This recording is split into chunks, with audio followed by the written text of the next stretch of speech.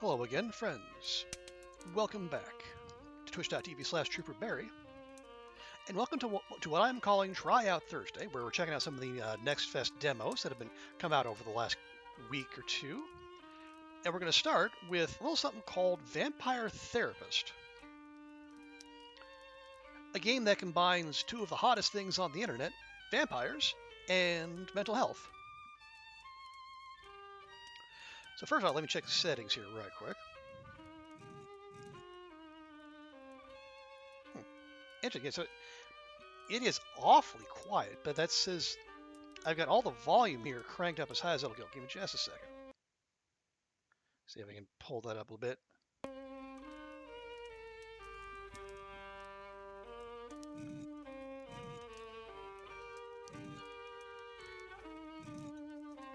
Okay. Well, there we are. Okay, yeah, so I think we're gonna, the plan is we'll try this out for, an hour or two. We'll see how long it goes. If it cuts out before then, we'll switch to another game, or if we get bored, we'll switch to another game. But for now, I think it sounds like an interesting concept, so let's give it a go. Vampire Therapist is a comedy game about the immortal undead processing historical, yet personal traumas. References to historical violence and oppression may be upsetting to some. This game was developed in consultation with licensed therapists, but should not be considered a substitute for therapy. Unless you are a vampire. So, consider yourself warned. My name is Sam Walls, and I'm a dead man. Well, kinda dead at least. See, I'm a vampire. Now, if you think that means all that Dracula hooey, like hissing, wearing skin-tight leather, and hunting mortals for sport, I wouldn't blame you one bit. But it's That's not. exactly the sort of thing I did in my younger years with my former gang. And let me tell you, a vampire who's good with a gun can be a real terror. As anyone who's played Bloodlines will tell I you. got lucky, though. I met some kind mortals who saw beyond my fangs. They taught me my letters and showed me how my thinking was keeping me from finding any kind of peace. After they passed on, I roamed America's majestic wilderness for nigh on 90 years, figuring out myself and what it means to be a vampire. And I found revelation.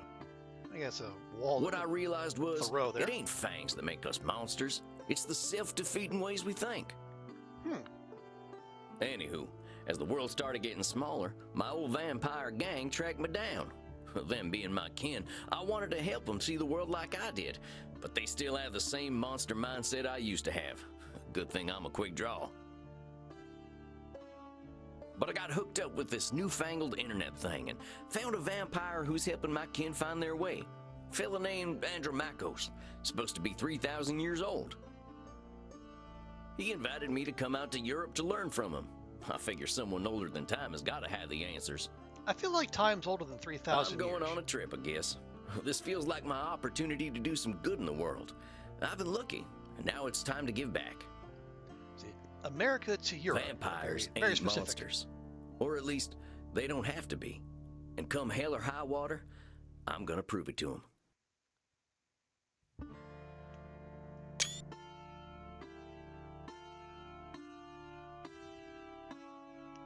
Okay, so a vampire do-gooder. Well, I think this is the address. Number 27, Clean Flitter Mouse Streeb? That's Strauss. It's a double S, Sam. Work with us here. Don't be that ugly American. Sure is a hell of a lot of ruckus for this time of night. People stay up late here.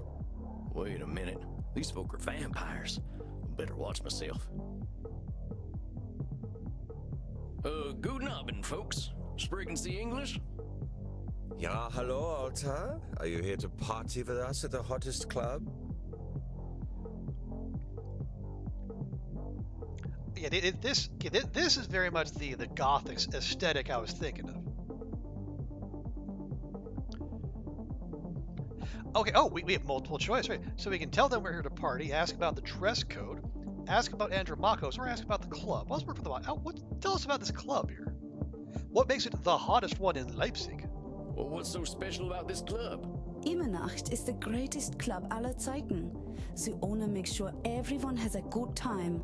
Well, that's nice and vague. If anyone acts without respect, they are banned from the club forever. Ooh.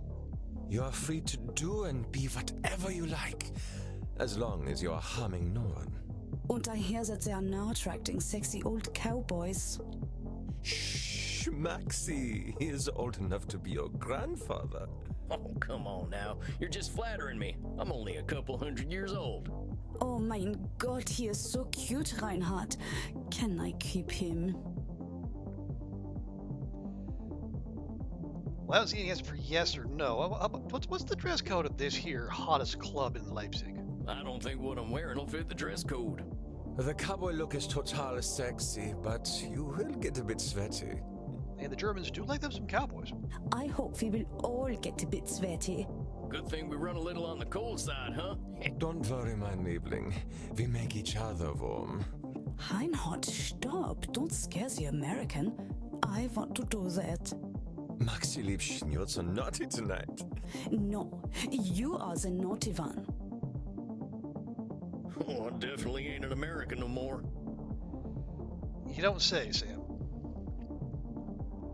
Well, let's ask about our contact Andromachus. I'm looking for Andromachus. You mean the club owner? Ja, that is why we are here. If you're lucky, he will invite us to the private party at the end of the night. Well, what happens there? I think maybe it is too kinky for Americans to hear. Boo! Boo! Well, as it happens, I am here to party. I guess. I can cut loose. What kind of party is this? The kind where we dance all night and get sexy. Oh, here are them kind of vampires. Ach so, there are better things to suck than blood, oder? Although we have to get past the bouncer first. If we do not, I'm thinking our night is ruined. Okay, why are we pulsing all of a sudden? Oh, wait a sec. There's something about what she just said. I can feel it. Oh, that's why. It reminds me of one of my revelations about the funny patterns in the way we vampires think. Well, let's see. One type of thinking I noticed I called hot branding. That's when we brand ourselves with names we can't get rid of. Okay. There's high noon mind. That's when we treat a situation like it's a do or die showdown. And there's saloon thinking. That's when we act either helpless or invincible, like we've just drunk a pint of moonshine. I can always check my journal if I need examples. I kept all my notes about the funny ways we vampires think in there. That must be a pretty well-loved journal then, Sam. I think I know which one of them funny ways they're thinking in, though. So I said we either get into the club or our night is over. Hold on, compadres. You seem like the kind who can make their own fun. I don't want to have my own fun. Immernacht is the only place to be on Friday night. Can't check the journal? I can't check the journal. Do not read. Reward found. Cowboy Bloodsucker at vmail.com. I found this old notebook and figured I'd take it with me to Europe. I figure it'll help me organize my thoughts. I'll separate it into sections so I can jump to them right quick. That way, when I need to get to a particular section of my notes, all I gotta do is hop over to that section. Easy as falling off a horse. And falling off a horse is real easy. Okay, so we're looking for cognitive distortions. Okay, so high noon mind. Yeah, black or white, win or lose, feast or famine. Hot branding is something we're calling ourselves. Or saloon thinking. Either overconfident or completely hopeless. Okay, yeah. Well, this is we're dealing with high noon mind here. Amigos, you're putting too much weight on this thing. It's a nightclub, not a high noon showdown. The night's full of possibilities. Reinhard, I don't know what this means, but I like the way the sexy American talks. You make us think that maybe it is better we haven't gotten into the club, because we are now meeting you. Hey, if meeting me makes your night better, I'm glad we met. I really gotta find Andromachus, though. You have to get past the bouncer. He decides who gets in and who doesn't. And he hasn't looked our way all night. Have you spoken to him? Maybe I'll have a little word with him. Excuse me, friend. I hear you're the man to talk to around these parts. I'm here to see Andromachus. Ah, a thoughtful growl. Have fun, mate. Hey, thanks, amigo. You have yourself a fine night, you hear? Cowboy, what about us?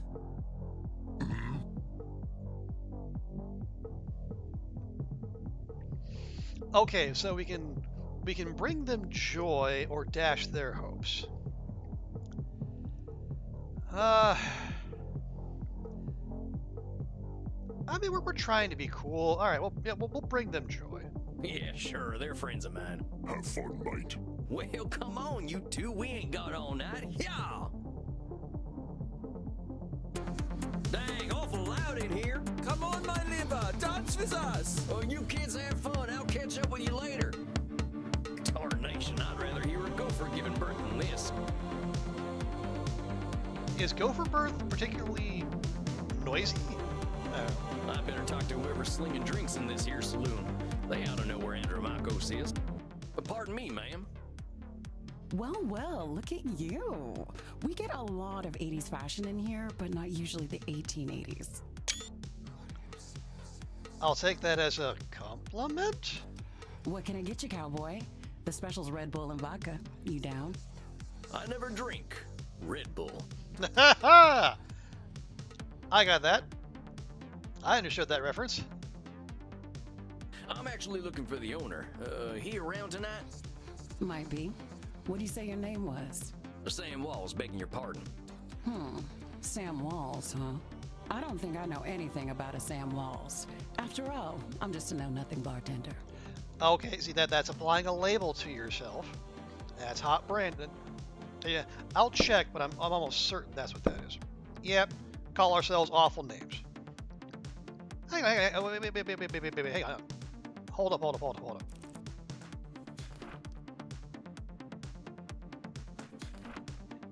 Here he says, a lot of us bloodsuckers. Haven't thinking. But now he goes, we humans.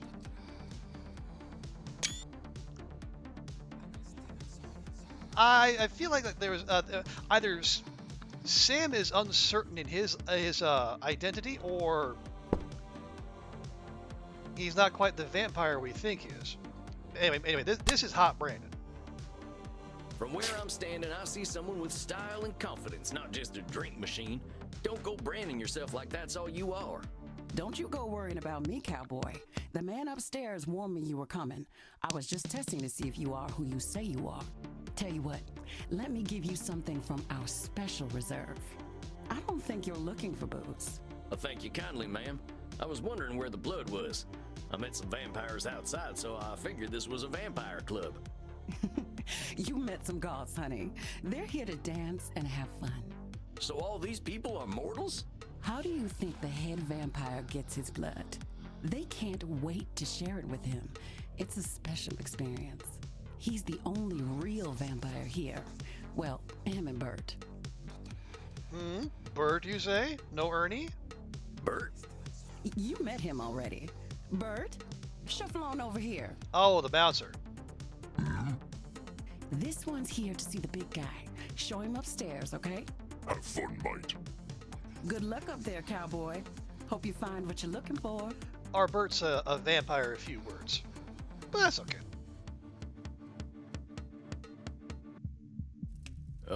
Howdy. It's Sam Walls to see you, sir. The guy who's been sending you all them V-mails. Yes, I know who you are, Samuel Walls. You have come here because you believe you can help our kin. The question is, are you first able to help yourself? Is this a physician heal thyself thing? Well, obviously we're going to say we can, because we're trying to be positive. I've been fixing myself for more than a century now. I don't think I need help. Then you must prepare to learn a most difficult lesson. Okay, that's not where I thought that was going to go. We all need help, Samuel. I am pleased that you have come to receive mine. Dang, you scared the heck out of me. You must allow an ancient vampire his games. He will play them regardless. Please, sit down. What an absolute pleasure it is to meet you at last. I found your messages most intriguing. Afraid there ain't much here in the way of intrigue. I'm just a lonesome cowboy looking for answers. Okay, see, Sam, now you're doing the hot branding thing. You know, I receive emails every day from vampires seeking my help. You are the very first to seek my aid in helping others. This alone makes you intriguing. Well, dang. I think you're gonna be sorely disappointed when you get to talking to me. I'm just honored you're giving me the time of night. I have unlimited time, Samuel. I am pleased to share some of it with you. Our kind can be rather set in their ways. It is inspiring to see someone so young and eager to learn. Yeah, well, I wasn't much for learning when I was alive. Just making up for lost time, I guess. It sounds as though you have been handling your own life better than most. I was particularly intrigued by these revelations you had while walking in nature. Oh, yeah, them. Well, I give walking the credit. Nothing sorts my thoughts out better. After a few decades, I started seeing patterns in the way we vampires think. Decades. Is that fast or slow? I guess for vampire time, it's probably, for like compared to human years, it'd be like years. Yeah, that's probably on the quick side. Can you explain some of these patterns? I've tried to explain them to other vampires, but it ain't never gone well. I can try, though. See, we tend to assume certain things just because we've been believing them since we were alive. Or we decide the world's against us just because we're hungry or tired or something. There you go. See, even vampires get hangry. And when we start tackling problems that ain't real, we ain't fixing our real problems. That make any kind of sense? Fascinating, Samuel. These revelations that you had in the woods, mortal psychologists have a term for them. They are called cognitive distortions. Oh, okay. See, yeah, the game is based around cognitive behavioral therapy. So I think, again, if you've seen or if you've done this in real life, you might hear some familiar terms like cognitive distortions. I know I've heard that term before. Cognitive whoozy what now? Thank you, Sam. Cognitive distortions. They are exactly as you described them. I will explain in a moment. Please, tell me about these specific revelations you had. Okay, let's start. Yeah, we'll go with we'll start at the bottom. We'll explain hot branding. See, I used to be in a gang. They were my whole existence. If you asked me who I was, I would have said, I'm a murdering bastard. Once I got away, I realized how small-minded that was. I was Sam before I was a murdering bastard, but that's how I was choosing to brand myself. My old gang's still around, and they're still branding themselves like that. They can't see themselves as anything but killers. Very astute, Samuel. I favor the clinical term, however, which is labeling. All right, I guess it makes sense. Labeling, branding, and colloquial use is pretty similar. You correctly discovered that labeling is a reductive act. When we call ourselves names, even if we find them accurate, we create prophecies we are doomed to fulfill. For millennia, I thought of myself as a killer. It was not untrue that killing was how I made my way in the world. I was an unstoppable warrior and assassin. But with this label, I limited myself for ages. I did not only kill people, I also killed potential aspirations I might have had. See whether you can catch me doing some labeling in my next few statements. Okay, ready? Fingers on the buzzers. I am so old, I am ancient.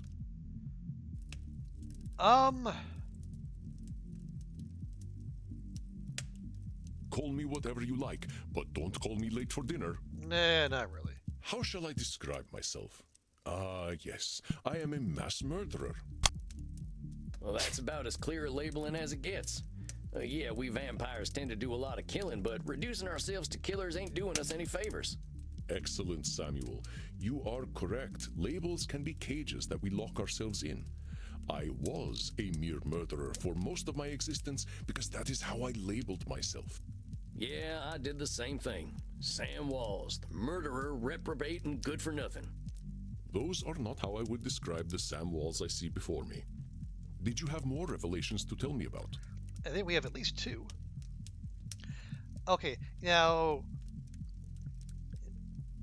Yeah, so I think we did high noon mine. It's like, either, binary, black, white, success, failure. Well, I noticed how we stress ourselves out by making everything a battle of do-or-die absolutes. High noon mind, I call it.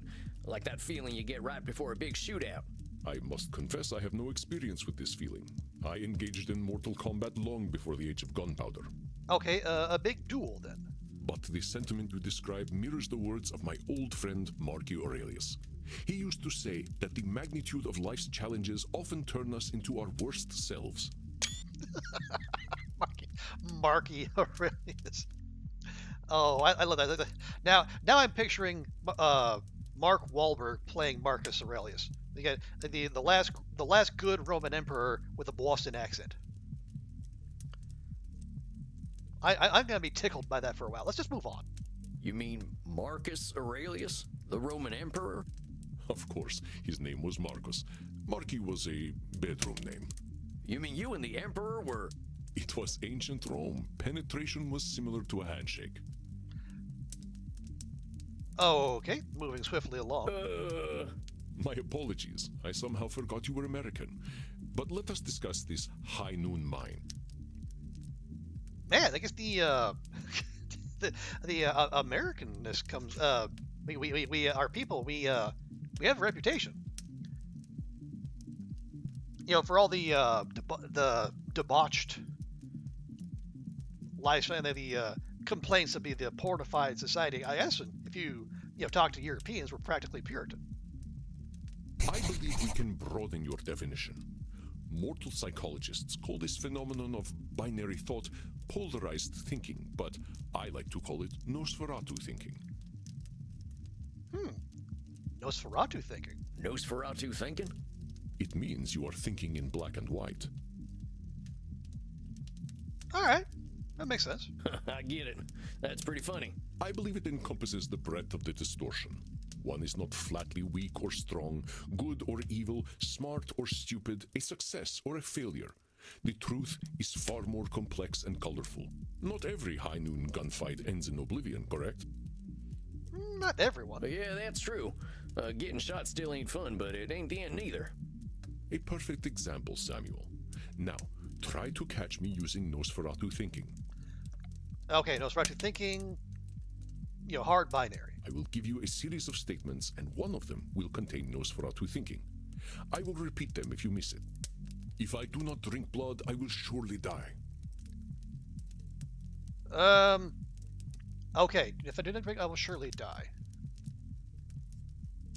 Death eventually comes for us all. No. Mortals will always fear our kind. That's probably the first one. Did you miss my Nosferatu thinking? Let me start over. If I do not drink blood, I will surely die. Yeah, it's probably that one. Is that Nosferatu thinking? No, Samuel. In this case, I am not arguing with reality. If we do not drink blood, we die. Let us continue. Death eventually comes for us all.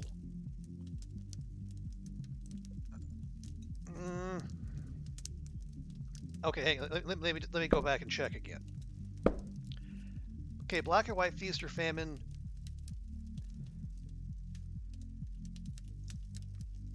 Okay, so either or. I think of it as either or.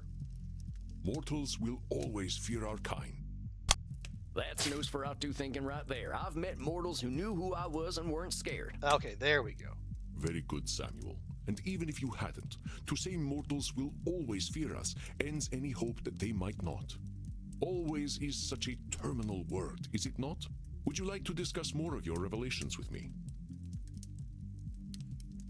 Yeah, I'm curious to see how he responds to saloon thinking. I realize that as vampires, we can get the feeling of the power that comes with immortality and strength, but then we get hopeless and aimless over time. It's kind of like the fella you see in the saloon at the bottom of a bottle of whiskey. Either he thinks he can fight everyone, or he's crying into them last drops because he thinks life's hopeless. It's saloon thinking. Two extremes that probably ain't true. Yeah, so either the highest of the highs or the lowest of the lows. Either everything's awesome and we're awesome, or everything's shit and we're shit. A fascinating observation, Samuel. Your saloon thinking was described in my time as the battle between hubris and nemesis, the twin excesses of arrogance and self-pity. Oh man, it make me wish I'd gotten some schooling. Maybe I would have figured this stuff out earlier. You live forever, my friend. There is no rush. What you have identified is a phenomenon where individuals perceive either an illusion of control or a lack of control. Mortal psychology psychologists call this phenomenon you have described a control fallacy. Control fallacy. Okay. So either we think we have control, we don't, or we assume we have no control when we do. If I'm understanding this correctly. Rarely do we have complete power over our situations or no power at all. But we create this illusion that stops us from attempting to change our perceived situations. Yeah, you're right about that. I used to think I'd never get away from my gang, and maybe that's what made me stick with them for so long. Yes, you see how cognitive distortions keep us from facing reality, whatever that reality may be. Of course, I am so old and powerful that I am always in control.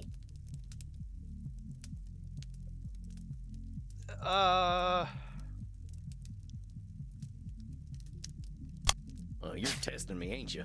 That's a control fallacy right there. Well done, Samuel.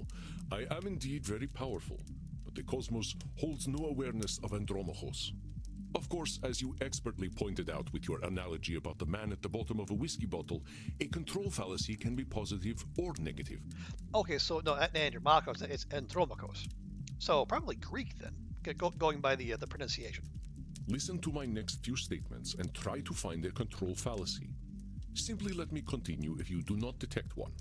Okay, so hubris, nemesis, either assuming control you have or assuming a lack of control when you do have it. The sun will eventually burn out. I will roam a cold, dead earth, and there is little I can do about it. I mean, it will.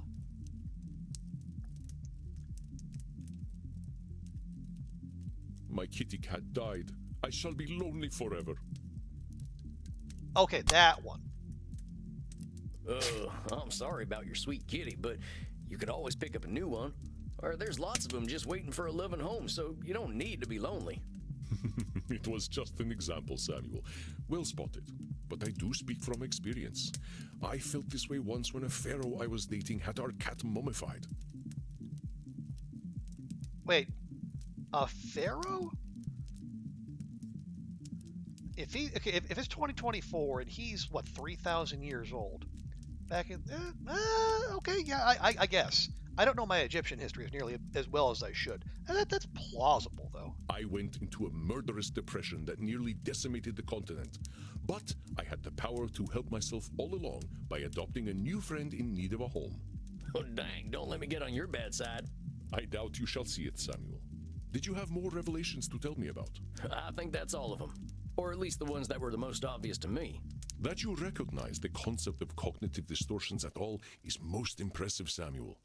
What took me nearly 3 millennia to understand took you merely 2 centuries. Oh, come on, you're just flattering me. I'm just a dope stumbling his way through one life. Labeling, Samuel. Are you now?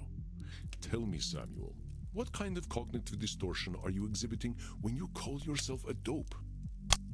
Yeah, I'm doing some labeling. I gotta watch myself, huh? As long as we retain any humanity, we will have cognitive distortions. What we are aiming for is not to become perfect beings, but to understand and accept ourselves. As long as we can recognize cognitive distortions, we can address our real challenges. One cannot drink blood from a straw man, after all. But can you drink blood through a straw man? Huh. I ain't never heard that one before, but I like it. If it helps solidify the concept in your mind, then I am well satisfied. I know you came to learn from me, so I will do my best to honor your good intentions. Let us ensure that you understand the concepts of labeling, control fallacies, and Nosferatu thinking. Okay, labeling, we got that one. So if I am a thing. Control fallacies, yeah, I think yeah. So black or white. No, Nosferatu is black or white thinking. Control fallacy, assuming control when you don't have it, or assuming no control when you do. I will give you a series of statements, and each one will contain a cognitive distortion for you to identify. I will begin. If I invite over my vampire friends, I know I'm going to have to deal with guano all over the place when they turn into bats at the end of the night. Okay, it's not labeling. Oh no, no, this might be a control fallacy because you're assuming your friends are gonna poop everywhere. Well, there's a control fallacy, sir. You're acting like you've got no control, but you could lay down some ground rules for guests, or some newspaper. Or express concern to my friends that they have not been toilet trained. Very good, Samuel. Let me try another. I am Andromachus, the ancient darkness, the scourge of the Mediterranean, the mortal's bane. That's almost certainly labeling. Well, that's definitely some intense labeling. Those are some hard names to get over. You are not wrong. Those names followed me for millennia. It was most stifling. Let me try another then. If my club's revenues do not significantly increase, I will end up living on the street. Okay, and that is black-white thing. That there's got to be Nosferatu thinking. There's a huge space between making a ton of profit and living on the street. Indeed, you are correct. I run my club at a considerable loss, but 3,000 years of banking interest means that money is not really an object to me anyway. Ooh, imagine 3,000 years of compound interest. Spicy. Samuel, now I am not only intrigued by you, but also impressed. I would very much like to teach you my ways, but I must demand something of you first. Anything. I'm here to learn. Hello? You must receive therapy yourself. I will not have you seeing clients without a commitment to your own mental health. Oh, now, hold on just a minute. I don't know that I need therapy. I'm feeling pretty good about myself these days. Samuel, we all need therapy to live in this world. You have been speaking in cognitive distortions since the moment you walked into my office. I have. I didn't even notice. They are most insidious, but I am here to help you identify and challenge them. You have walked alone for too long, Samuel. Allow me to share my experience with you. Aw, that's sweet. Now, are we receiving therapy from him? From the guy we're supposed to learn from? Is that ethical? I don't know that it is. Well, all right, if you say so. I appreciate your taking the time to work on this, old cowpoke. We have all the time in the world, Samuel. But for now, you must be eager for something fresh. Please, dance. Drink your fill. We will begin tomorrow. I do want to see how he dances. Okay, then. Well, sir, it's been an honor. You don't have to call me sir, you know. All right, then, Andromachus. Andromachus. Andromachus. Hey, Andromachus. Just call me Andy. Oh, come on. Give him his full name. All right, Andy. I'll see you tomorrow, then.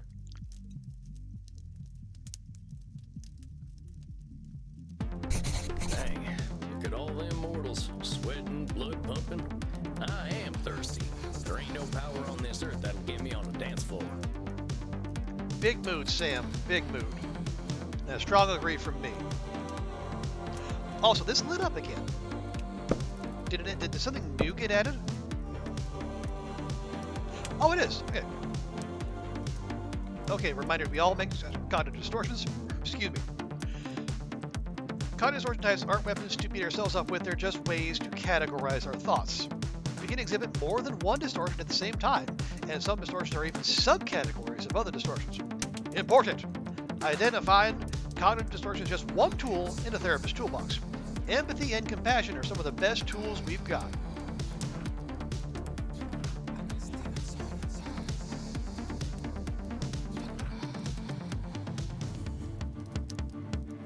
Oh, nice. We had a little diary here.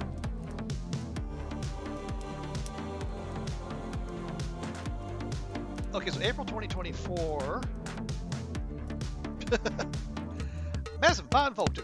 Apparently they've got a nice art scene here. There's even local fund for video game development. Ain't this some kind of work?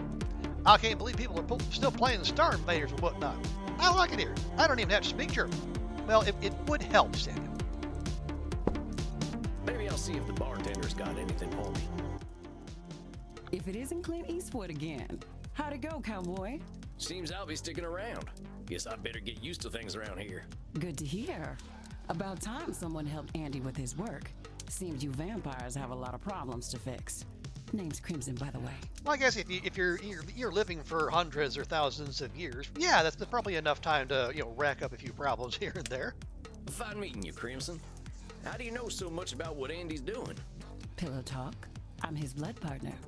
No shit. How's a mortal get hooked up with an ancient vampire? I'm a rock climber. I stumbled into one of his lairs in Madagascar, found a cave while climbing a mountain, and there he was, naked in a hot tub. Do I want to ask how you get a hot tub up on a mountain in Madagascar? Well, then again, he did say he's got 3,000 years of interest piled up, so money is no object. Dang. Must have been a sight. You ain't kidding, cowboy. Didn't expect a luxury apartment with a gorgeous naked vampire inside of a mountain. We hit it off, and he asked me to come back here with him. I like an adventure, so I said, what the hell? I'll date the gorgeous Dracula. But what are you doing talking to me, cowboy? The blood's running hot on the dance floor, and these kids don't mind a little biting. Ain't no way I'm dancing. There's gotta be a better way to get something fresh to drink. Oh, come on, Sam. Live a little. You're in Eastern Germany. Reinhard, look. It's the sexy old guy again. You should buy us a drink, old guy. You'll probably get lucky. Actually, you will definitely get lucky. Okay, I'm starting to have second thoughts about letting these two into the club. Well, pleasures of the flesh ain't exactly what I'm after tonight. That's because you haven't experienced these pleasures with us yet. Buy us a drink and you will discover great satisfaction by uns.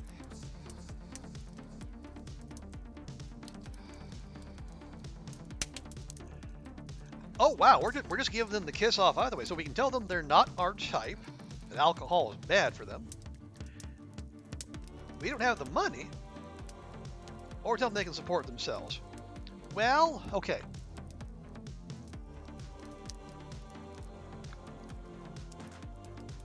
I don't think they particularly care that alcohol is bad for them.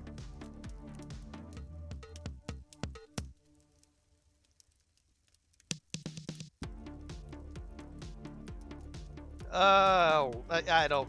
Yeah, I'm so bad at rejection, It's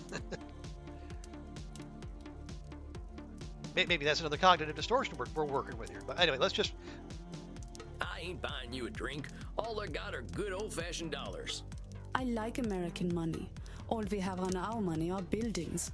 You have us the sexy old men. Okay, who's the sexy one? Washington? Lincoln? Hamilton? Jackson? Grant? Franklin? Probably Franklin. All right, I'll bite. Which of them old men are sexy? I like Hamilton. His posture is just so powerful. Of course you would. There is a dollar coin that has Eisenhower's face on it. Well, I guess I forgot about Eisenhower. Hey, Andrea, good to see ya. How you doing? How's your day going so far? We're leaning into the old vampire therapy here. Oh, you are right. Eisenhower is, how do you Americans say, a snack? I get it. You like older men. Oh, these are the kind of goths who don't take no for an answer. Oh boy. You make a coffee over stuff? Oh, well, you know what? It's a Thursday, which is basically Friday, which is all but the weekend. So honestly, I say you're in the clear. But also, you're here real quick. Let me do this. Yeah, that thing. I heard that a game called Vampire Therapist existed, and I just had to, if you'll excuse me the pun, I just had to bite.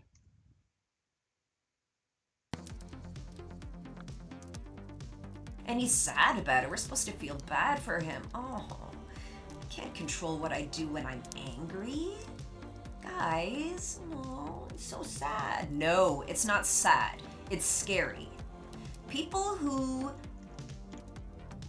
cannot control their bodies when they're experiencing big kid emotions aren't heroes. They're not strong, tough men. They are somewhere between children and animals, and they do not belong in polite society because emotions are gonna come and go, and y'all gotta keep your motherfucking hands to yourself. I don't want to hear rhetoric like that. Not in 2024, not ever, but certainly not in a movie made in this modern day and era. And, Well, if ever there was a clip made for a game about vampires and their emotions, it would be that one. Also, hey, Calzamar, good to see you. Welcome in. If you're a civil servant, it is Friday. Well, I'll leave that for people who are in the know. But yeah, we're all about working with helping vampires work through their emotions here.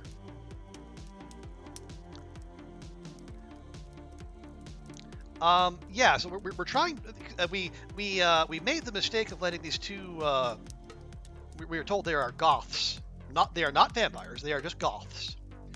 And we talked the bouncer into letting them into the club, and well, basically now they won't leave us alone. I ain't buying you a drink. This stuff's terrible for you. Are you making a joke? We are at a bar. It's okay.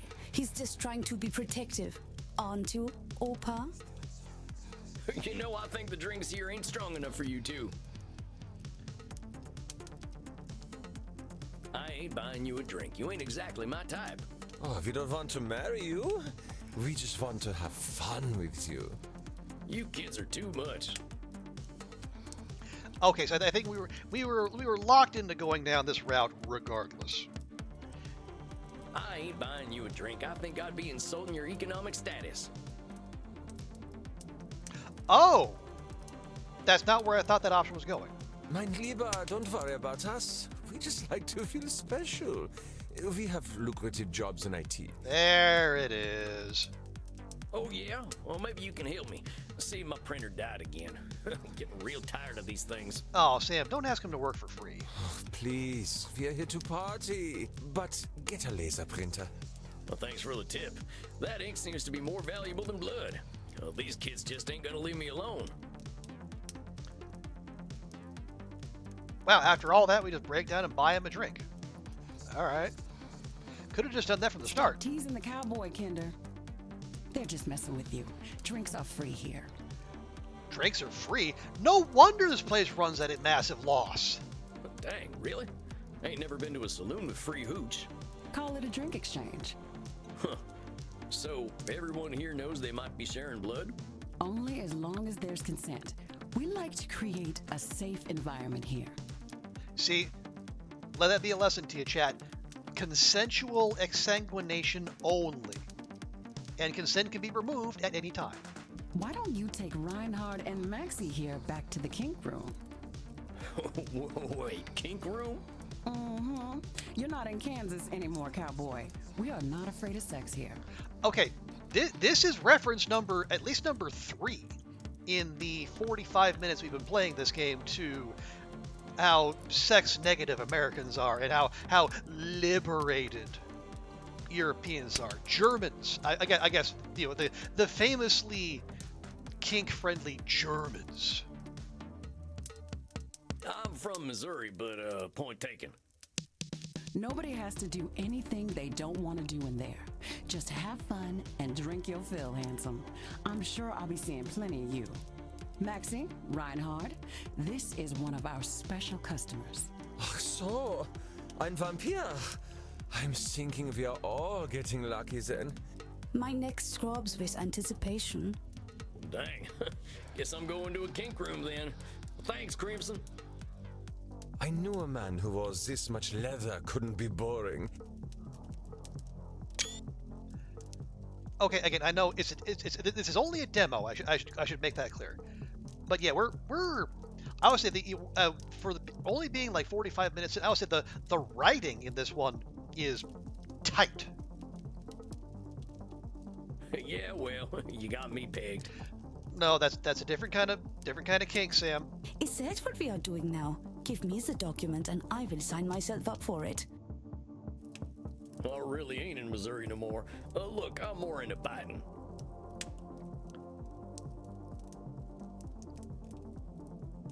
It's not untrue. If years ago, North America found out a French politician had a mistress and made a fuss about it. But in Europe, it's just, well, I mean, it is. Yeah, the French though. I mean, the French are the French. I mean, their politicians are currently tearing themselves apart for different reasons. But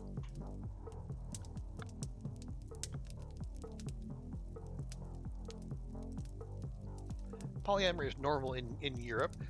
Well, didn't the New Yorker have like one of their think pieces recently about how polyamory is all over now, which is weird because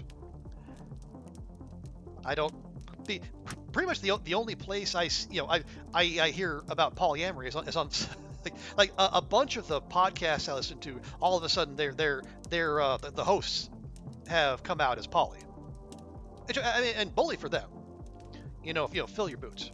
It's just I don't think it's as widespread as the people who live in certain coastal ecospheres might think. Oh, your teeth look perfect. Are you going to bite me, Vitzos? Just staring right there. Well, okay. Well, again, I don't swim in those waters. I will defer to people who actually have expertise in those fields. That's the plan. Who's going first? Oh, me. Well, step right on up. Okay, do I want to aim for the red? I think I want to aim for the red. Oh, das hat sich gut angefühlt. My thoughts exactly? Oh, that's a good thing. Is it my turn yet? Sure thing. Come on over. Okay. Ouch! Meine Arterien! Dang it, let me try that again.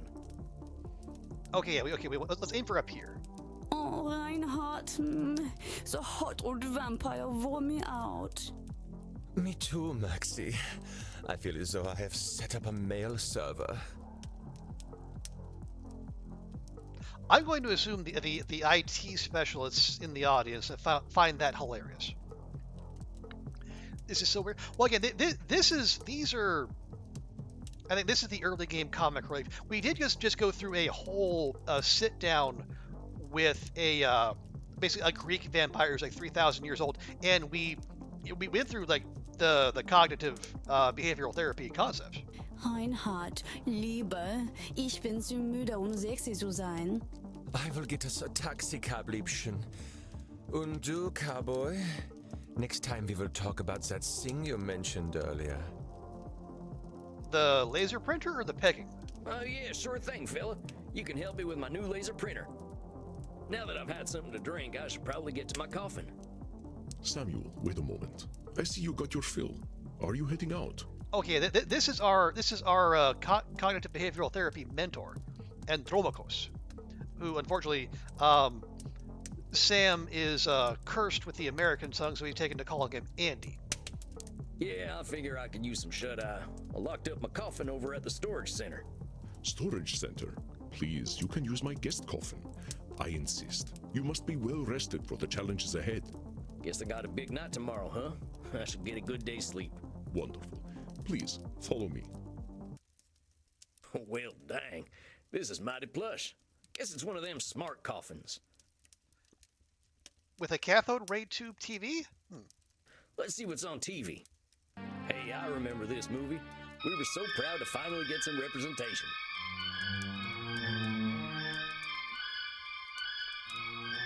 Is that? No, this is. That's right. Oh, okay.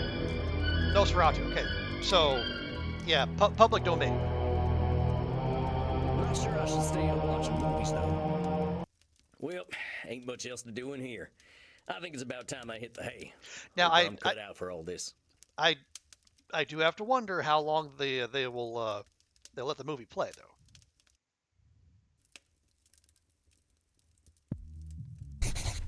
Samuel, good evening. I hope you slept well. Oh right, let me show off the notebook here real quick. Okay, so yeah, so Sam Wells, Sam Walls rather, that's us. You see, Cowboy Bloodsucker at vmail.com. Right. So we in our journal here we keep notes on our cognitive distortions. Right. So far we have Nosferatu thinking, which we used to call saloon thinking. So seeing things, black or white, win or lose, feast or famine. You ever call that, high noon mind? Yeah. So either or, when we're making making that when it doesn't necessarily have to be. They're the control fallacy. So so it's like either we assume we have control when we don't, like hubris, or we assume we're powerless when we're actually not. Nemesis. And then we have labeling, which as it sounds like, or we initially called it hot branding. But yeah, so we give ourselves awful names, and then it becomes a self-fulfilling prophecy. So if you say like I am this, and so then you live as though you're going to be that, even if subconsciously.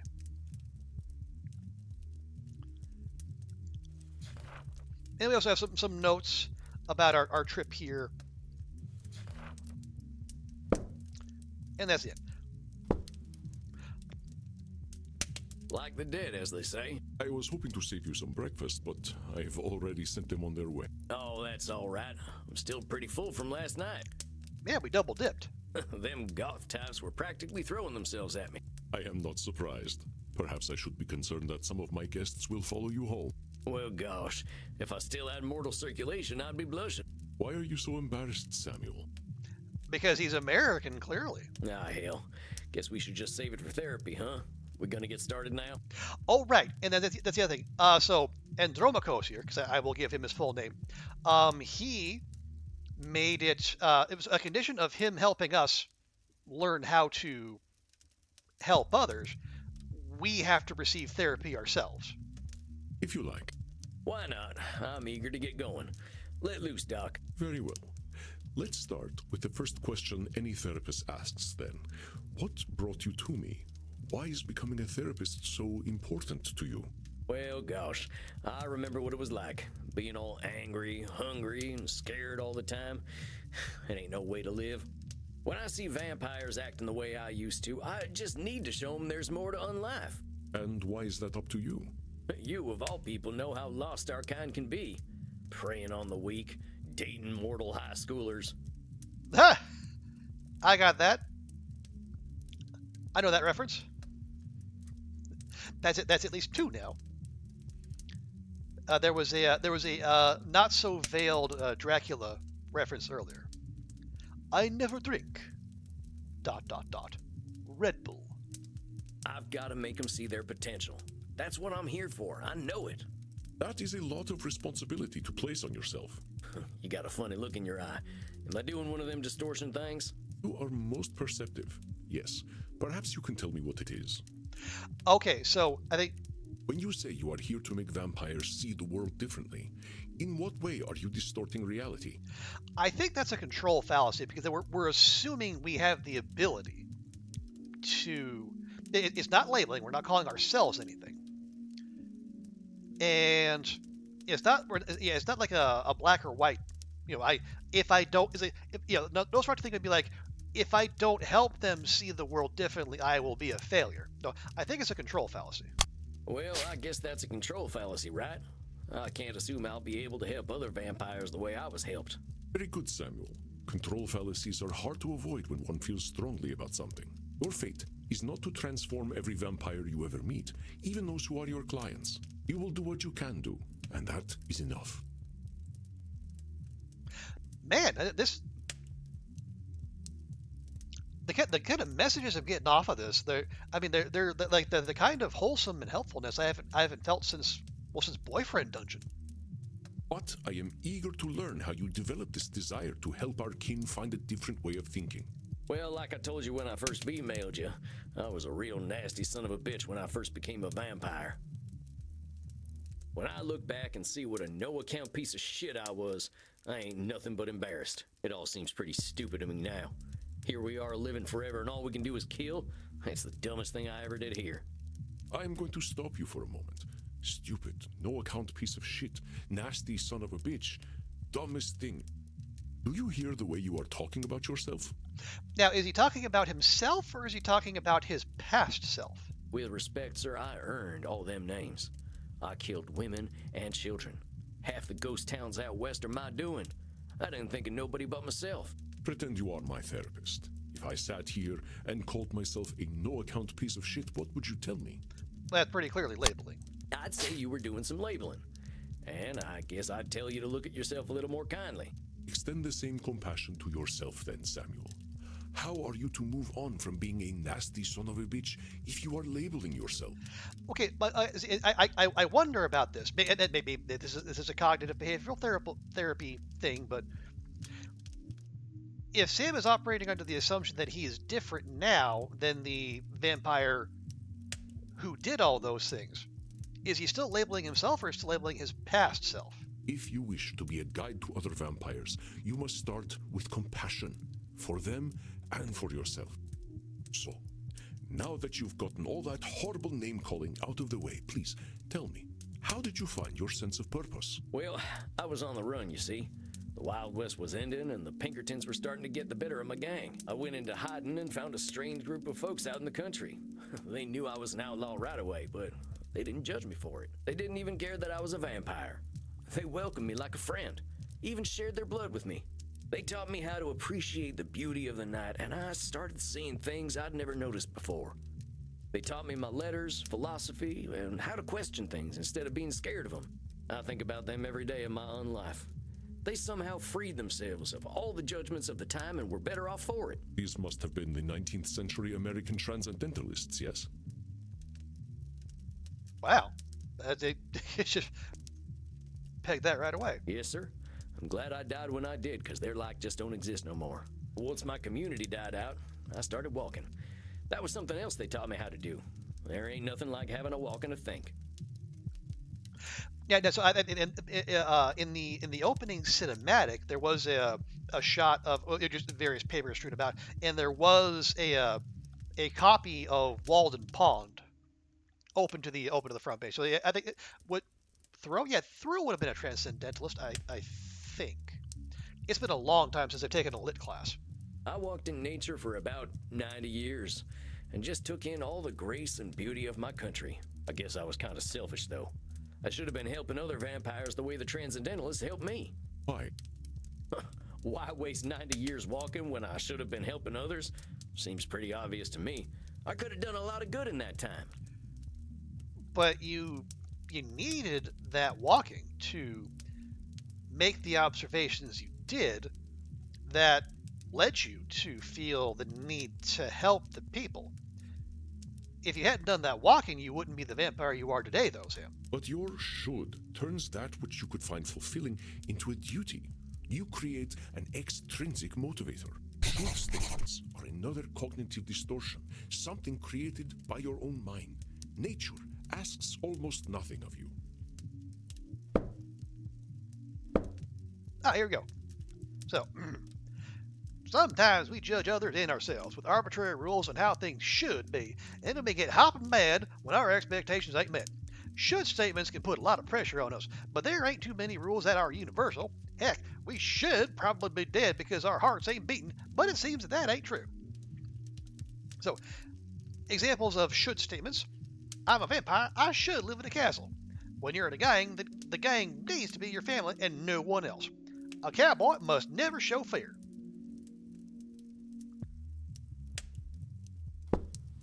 Even if your should comes from a place of good, it creates undue pressure. And what do we do once we are pressured? We resent the shoulds. We procrastinate. And as you know, we have a lot of time to procrastinate. Wow. Okay. Feeling very seen all of a sudden. You got that right. Why do today what you could do next century? Exactly. Should statements remove the intrinsic joy from that which you find fulfilling? Hold on, though. Ain't there some things we really should do? Of course, there are things we must do, but nature herself tells us what they are. We invent the rest. Here, let me give you an exercise. Listen closely. See whether you can find the should statement that is a distortion. I should go to the vampire dentist. You know what they say. If you have bad fangs, you get bad blood.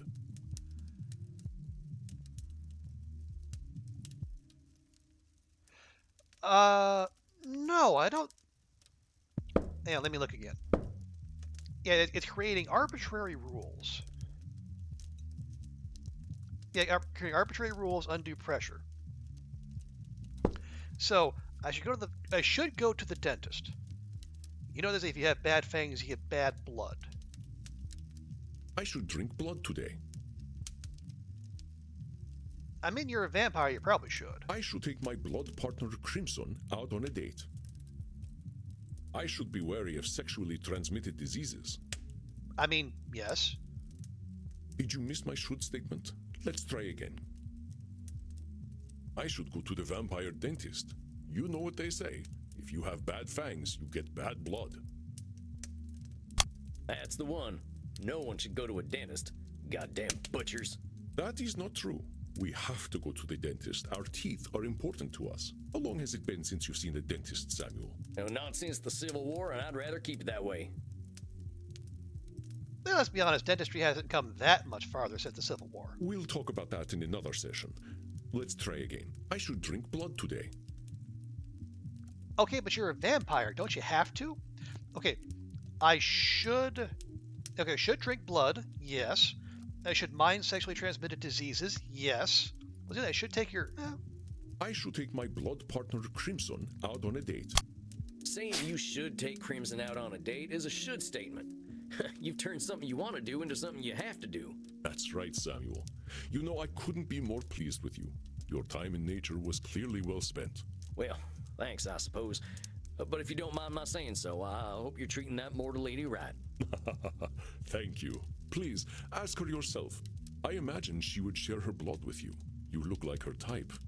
Hold on. I've only been in Europe for a couple of days. I ain't gonna go after my teacher's girlfriend. She does what she wishes, and that is why I chose her as my blood partner. Samuel, even if it beats no longer, you have a good heart. I think you will be an excellent therapist. So far, that good heart of mine hasn't amounted to much, but I'm willing to give it my best shot. You are uncomfortable with praise, aren't you, Samuel? Every time I say something positive, you find a way to negate it. I just don't think I should be doing any bragging. I spent my first 50 years killing. I spent the next 90 walking in the woods. I've tried to walk a better path since then, but I ain't no saint, Auntie. I did not say you were. Having met several so-called saints, I can attest that none of them were either. Ooh, damn. I understand your discomfort, Samuel. I, too, have done terrible things that I cannot erase. But is erasing the good I have done worthwhile? Well, I guess when you put it like that, it sounds kind of silly. It's another cognitive distortion, one that mortal psychologists call disqualifying the positive. Okay, I see. I was thinking it might be like deflection or something, but yeah, I have definitely... Yeah, I think there was... Oh, where was it? At some point, I can't remember if it was like school, or it might have been when I was going to youth group. We had an actual module on just being able to learning how to accept compliments. Because like the drive to deflect or reject praise. And again, we tell ourselves, we're doing it to stay humble. You don't want to be a braggart. You don't want to big yourself up. But no, I mean, but when you do that, maybe you help yourself feel humble. But at the same time, this other person is, they're going out of their way to say something nice about you. They're saying they appreciate you, and you're telling them, no, you're wrong, and that you're making them feel like shit. Which is rude. Okay. Disqualifying the positive. I can't have the nasty stuff I've done. I can feel like a real good for nothing sometimes, but that's disqualifying the positive, canceling out the good and leaving the bad. It ain't a distortion to see the positive in yourself or in a situation. It's just being honest.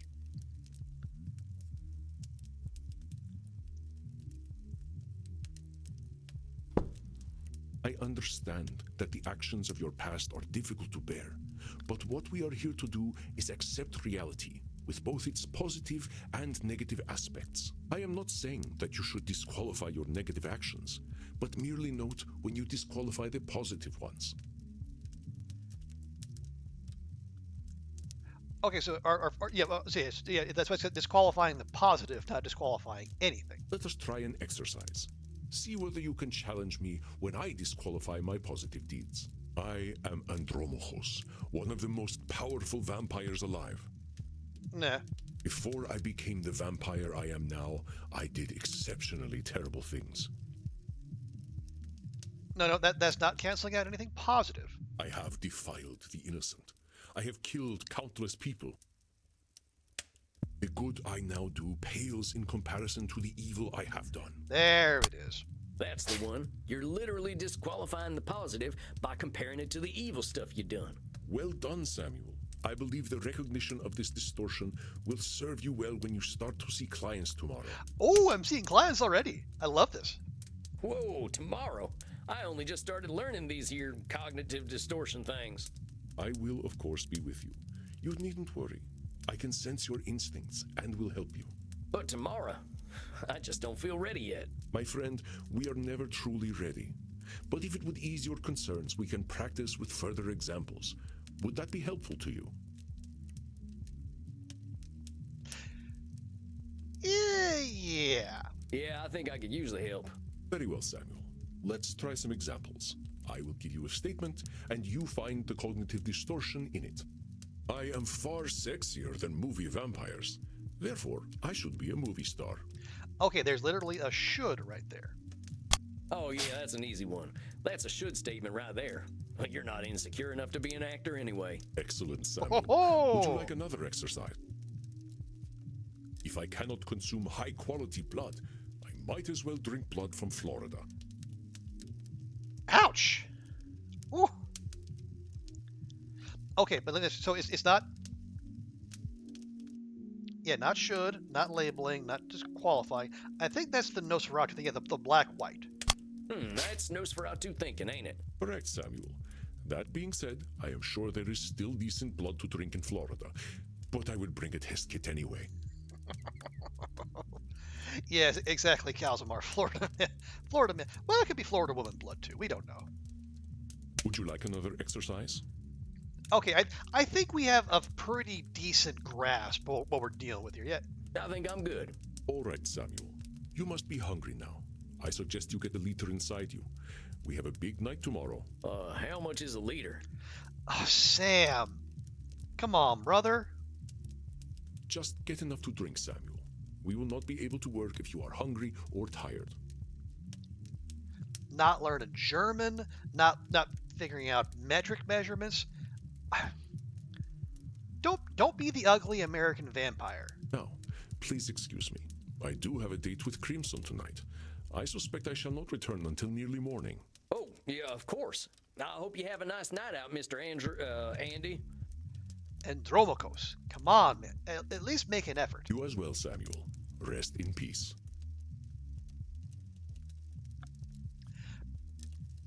About a quarter of a gallon. Ah, Samuel, glad to see you are awake. Your first client is on his way. Oh, we're just jump straight in. Quarter of a... Okay, see, now here's the thing, Calzamar. I've been overseas long enough to where my brain has started to shift into to just use metric measurements. Like, now I have to... you know what it is. I have to picture a gallon of milk. And then I can like, you know, eyeball it from there. But because it's weird, it's like I've only partially made like liters, kilometers, that kind of stuff I can do. But you ask me how many centimeters tall I am, I got no clue.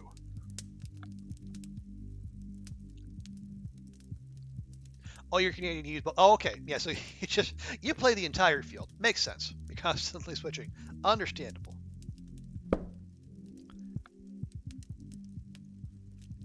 Okay.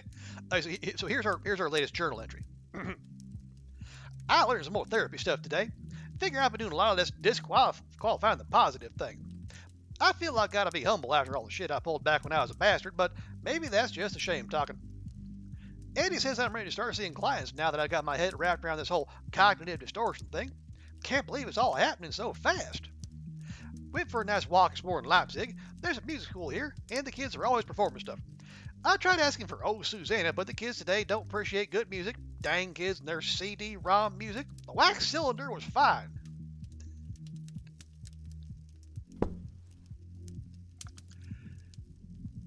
.4 centimeters per inch. Okay, see, your Cal. That's Cal's a Marv.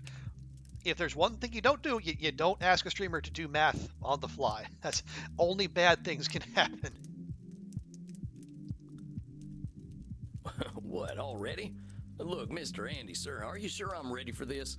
These are people's brains I'm messing with. Fear not, my friend. You are a powerful vampire in your own right. To be so young and have so much empathy is quite a gift. All you need to do is listen, and I know the truth will reveal itself to you.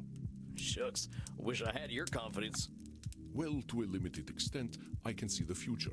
If you are about to misinterpret a client's distortions, I will set you back on the right path. Well, that's handy. You can see the future? It's not that impressive, really. You start to see the patterns after 1,000 years or so. Hey. None of that disqualifying the positive. Well, dang. If seeing the future ain't impressive, that's gotta be a distortion. Disqualifying the positive, it's gotta be. You barely require my aid as it is. If you need guidance, I will provide it to you telepathically. Don't think about it too much. When you are 3,000, such things will cease to impress you. Let us look at your first client's case file. Dr. Drain, huh? He ain't got no first name? A vampire named Dr. Drain. Oh. Is he from a comic book? Because that's some Marvel tier naming right there. Okay, Dr. Drain, age 430, origin English. He is a class of 1614 graduate of the Royal College of Physicians. He has been studying the nature of blood for the last several centuries. Many vampires go by one name. Families and titles seem to become more abstract after a certain age. No, became a vampire after a post-mortem blood transfusion experiment. Huh. So is it funny that he kept the title? Indeed. You catch on quickly, despite your habit of disqualifying the positive. I will let you work now. I shall be meditating in my coffin, but I will sense when you need my help. Okay, here's the full thing. So, Dr. Drain, 430, yes, 1614, being a vampire after post-mortem transfusion experiment, now runs a global pharmaceutical research company. Is now concerned that he has developed, in addition to a quote-unquote drug of his own formulation, suggestion, detected strong irritability on the phone, investigate Drain's drinking and sleeping habits. Does their age include their mortal age, or from the time they give? I think it includes like from their mortal birth, because Sam was talking about he spent his first 50 years killing, and then 90 years walk. So I think he spent like 50 years. Well, does he? Well, yeah, no. Here, let's try this. Okay, we're. No, actually, I think you might be. Yeah. Okay, the game is set in 2024. So, let's see. 1614 plus 430, that's 20. No, because see, if he graduated from 1614 and you add 430 onto that, it would be 2044.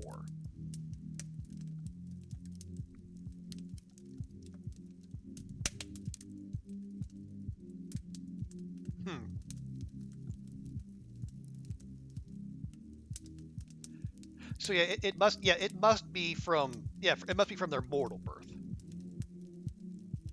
But I'm sure if I'm wrong, I'm sure the game will find a way to correct me. But Samuel, I know you can handle this. Be yourself, and all will be well. Satan bless it all! I hate flying. Got his arms crossed already. Hey there. God's blood, what on earth are you? My name's Sam. I'm the new therapist. Make yourself comfortable, Dr. Drain. And American as well. Good God. It's not enough for you lot to take over the world of the living. Even the halls of the dead aren't safe from you. Well, they're bang on about the whole irritability thing. Oh well, I suppose your lot are all into this touchy-feely stuff, aren't you? And ignorance, even American ignorance, is bliss, I suppose. Oh, sweet ignorance, how I do wish I knew thee. Damn it, how am I gonna work with this fella? I gotta ask Andy. Are you all right, Samuel? You gave me this fella as my first client? Why not? He is clearly hiding very little about his state of mind. How am I supposed to help him when he already sees me as the bad guy? Use your instincts, Samuel. Think about how you have felt in your darkest hours. What does this poor vampire want? So, he wants a reality check, he wants to leave, or he wants to complain.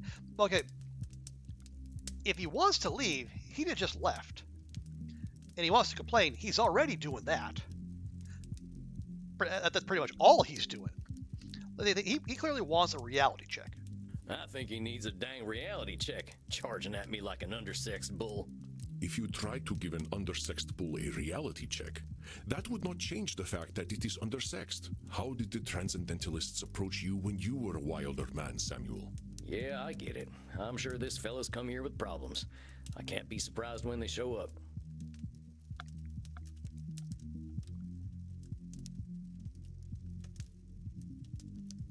Well, okay, so it wasn't that. He wants to leave or he wants to complain.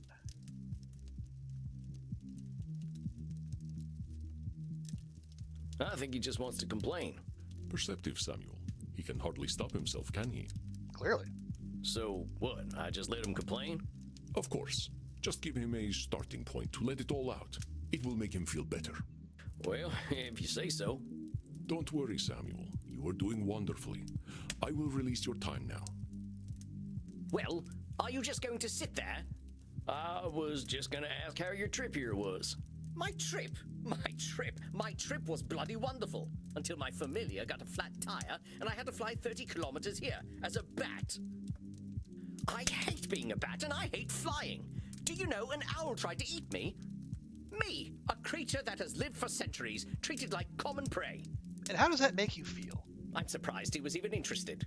You should see what an ugly little beastie I am when I transform. Oh-ho, oh-ho, oh-ho! He did a thing! He did a thing! All I could do was screech and squeak until he went away. Well, I suppose I'm alive. In a manner of speaking, anyway. You all right there, pal? Yes, I'm fine. Well, I'm not, of course. I wouldn't be here otherwise. But for the sake of conversational integrity, fine. I take it you've read my case file and know why I'm here? Yeah, he's got an addiction to a drug of his own making. You're here for an addiction problem. Yes. Embarrassing, isn't it? What's to be embarrassed about? I remember when Ulysses S. Grant was president. Didn't seem to bother him. Oh, well, of course. How wonderful it is that I share the mental failings of people who only live a single lifetime. Hey, come on now. There's a part of us that's still mortal. Can't help that, just like we can't help being dead. So I'm discovering. Look, I just need some tips and I'll be on my way. Just give me all the tricks. Whatever one does to make addictions go away. Tips? Let me think. So we can suggest a milder addiction, suggest something tasty, suggest a hug. Yeah, this guy right here, he's not a hugger. I'm not psychic like Andromachus. I think I can figure that out. Yeah, there are no easy solutions. Partner, there ain't no tips that'll magically cure you, but I'm here to listen. You know, I never in my life thought anyone would ever call me partner. Like partner, but not with a T. And I know how you English love your tea. Thank goodness we can still process tea. We cannot live on blood alone. Interesting. Vampires can drink tea. Does that mean they can drink coffee? I appreciate the concern, though. I must admit, I rather saw myself above this whole addiction thing. I tell you what, let's not worry about being above or below anything. You're here now, so let's see what we can do. What exactly are you addicted to? It's a form of plasma, a catalytic compound of my own design, a necessary component of my own scientific goals. And those would be... You're losing me. Well, let me try to make it simple. I have been able to replicate and even alter the molecular patterns that vampiric erythrocyte surface receptors receive. That's simple? Our unique physiology gives us an increased ligand affinity, which is how we are able to process blood the way that we do. I can extend this receptivity and thus achieve my true goal: synthetic blood, freedom from the hunger that plagues us, and hope for all humanity. Okay. Well, dang, that sounds pretty impressive, Doc. Well, it doesn't work without a vampiric catalyst, and that is the plasma I am addicted to. Pathetic, isn't it? I have spent 400 years trying to steal the secret of blood, only to be engulfed by it, like Prometheus walking into a fireplace. Disqualifying the positive. Pathetic? Doc, where the heck would you get a word like that? You've come up with a synthetic blood. Man, I can barely get my spurs on some mornings. Don't know why the apostrophe is there, but okay. Maybe you've had a setback or two, but give yourself a little credit, compadre. Credit? For wasting 400 years? Practically speaking, I'm in the same place as I was back when King James was in power. Only now I have a drug problem. Perhaps I must face facts. My professor was right. Nothing we ever do will make a damned bit of difference. No, key. Control fallacy. Samuel, listen to him. Do you recognize his patterns of thought? Disqualifying the good work he's done, and a control fallacy. He's assuming helplessness when that's not the case. There's some distortions in there, ain't there? I knew you would sense them. Invite him to talk more about this failure of his. I'll do my best. Now hold on just a minute there, cowpoke. I've heard you talk a lot about failure, but it sure sounds to me like you ain't thinking clearly if you think you're a failure. I am a realist, that's all. Look at me. 400 years of study and still dabbling with leukocytes.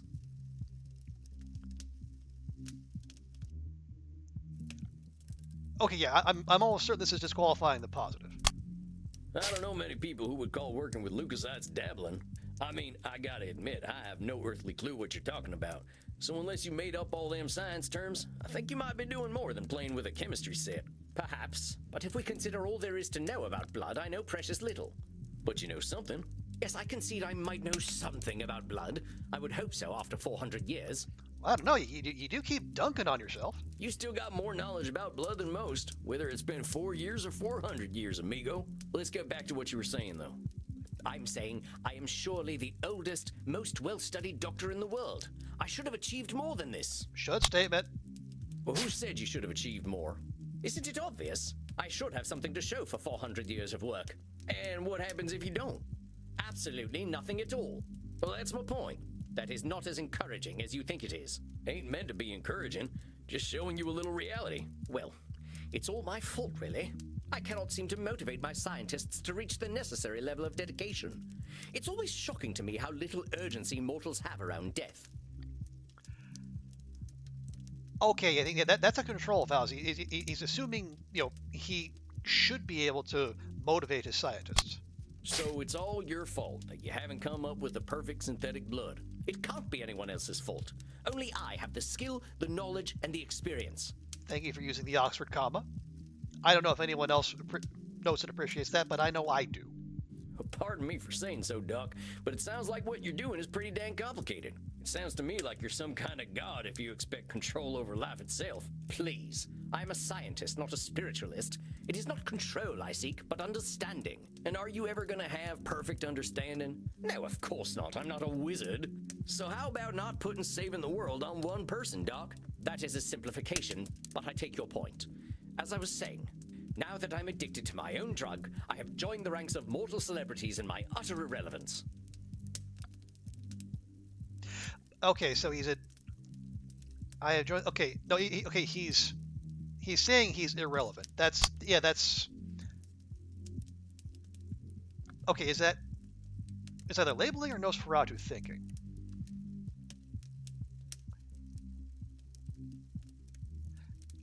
I think it's more labeling. Now, why would you go and label yourself irrelevant? What else do you call a man who has nothing to show after 400 years? I reckon I'd call him by his given name. Slapping a label on yourself don't do nothing but weigh you down. Oh, well played, cowpoke. Perhaps I am being a little dramatic. Yes, I'm aware that in reality progress has been made, enough to get to this point. But you don't give yourself credit for it. But I didn't come here to ask for a pat on the back and to be told I'm a good boy. That ain't my department. But I hear they do some of that stuff downstairs. Yes, we all know very well that the Continentals are more sexually liberated than we are. Sexually. But as I say, I don't want all this therapy stuff. I just want to stop using this damn drug. So what's so good about this stuff anyway? Why do you like it? I'm not certain. I don't remember what happens after I take it, but I wake up feeling, how do I put this, alive. Well, that don't sound so bad. A good nap can make me feel like a new man. I'm not talking about feeling refreshed. I mean I feel alive. As if I'm someone else. Someone who lives. And I wake up and find, oh gracious me, I am not depressed. You mean to tell me that you're going to sleep depressed every night? Oh, nothing of the sort. Oh well, I'm glad to hear that. You are assuming that I can simply go to sleep and my global scientific enterprise will run itself. Are you not sleeping at all? Oh wait just a gosh darn minute. You're telling me you don't sleep? Well, no wonder he's so damn irritable. Yes, it's not as though we can get much deader already, and I have work to do. So you're not sleeping, and you're always depressed. I think we're starting to get somewhere. Oh, don't be such a bumpkin. If you are a sapient individual, aware of the world around you, depression is the only sensible reaction. It has nothing to do with sleep.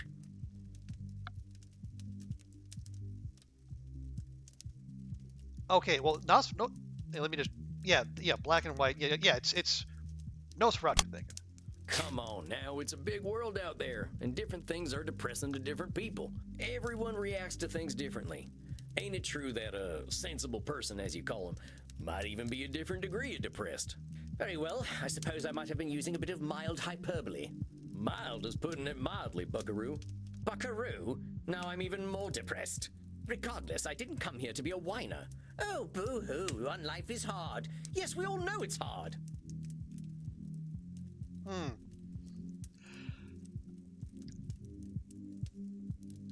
Okay.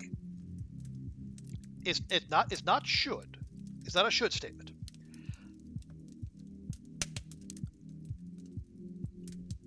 And it's not disqualifying the positive. It says he didn't come here to be a whiner, so I don't think it's labeling. So is it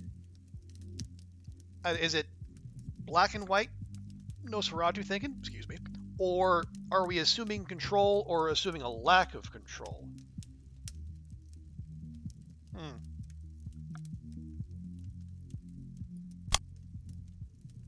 Dr. Drain is calling himself a whiner for being sad. If he is trying to bully himself into being happy, he has clearly met with minimal success. Okay, so it says he didn't come here to be a whiner, but so is he? I don't know. Was he actually calling himself that? Regardless, I didn't come here to be a whiner. Now why'd you say coming and talking to me makes you a whiner? Did he though? Is that not what I currently am? Sounds to me like you're expressing yourself. Whiner is the word you used. Yeah, if you want to call it whining, that's up to you. But that's entirely your label. Oh, very well, call it moaning or whinging if you prefer.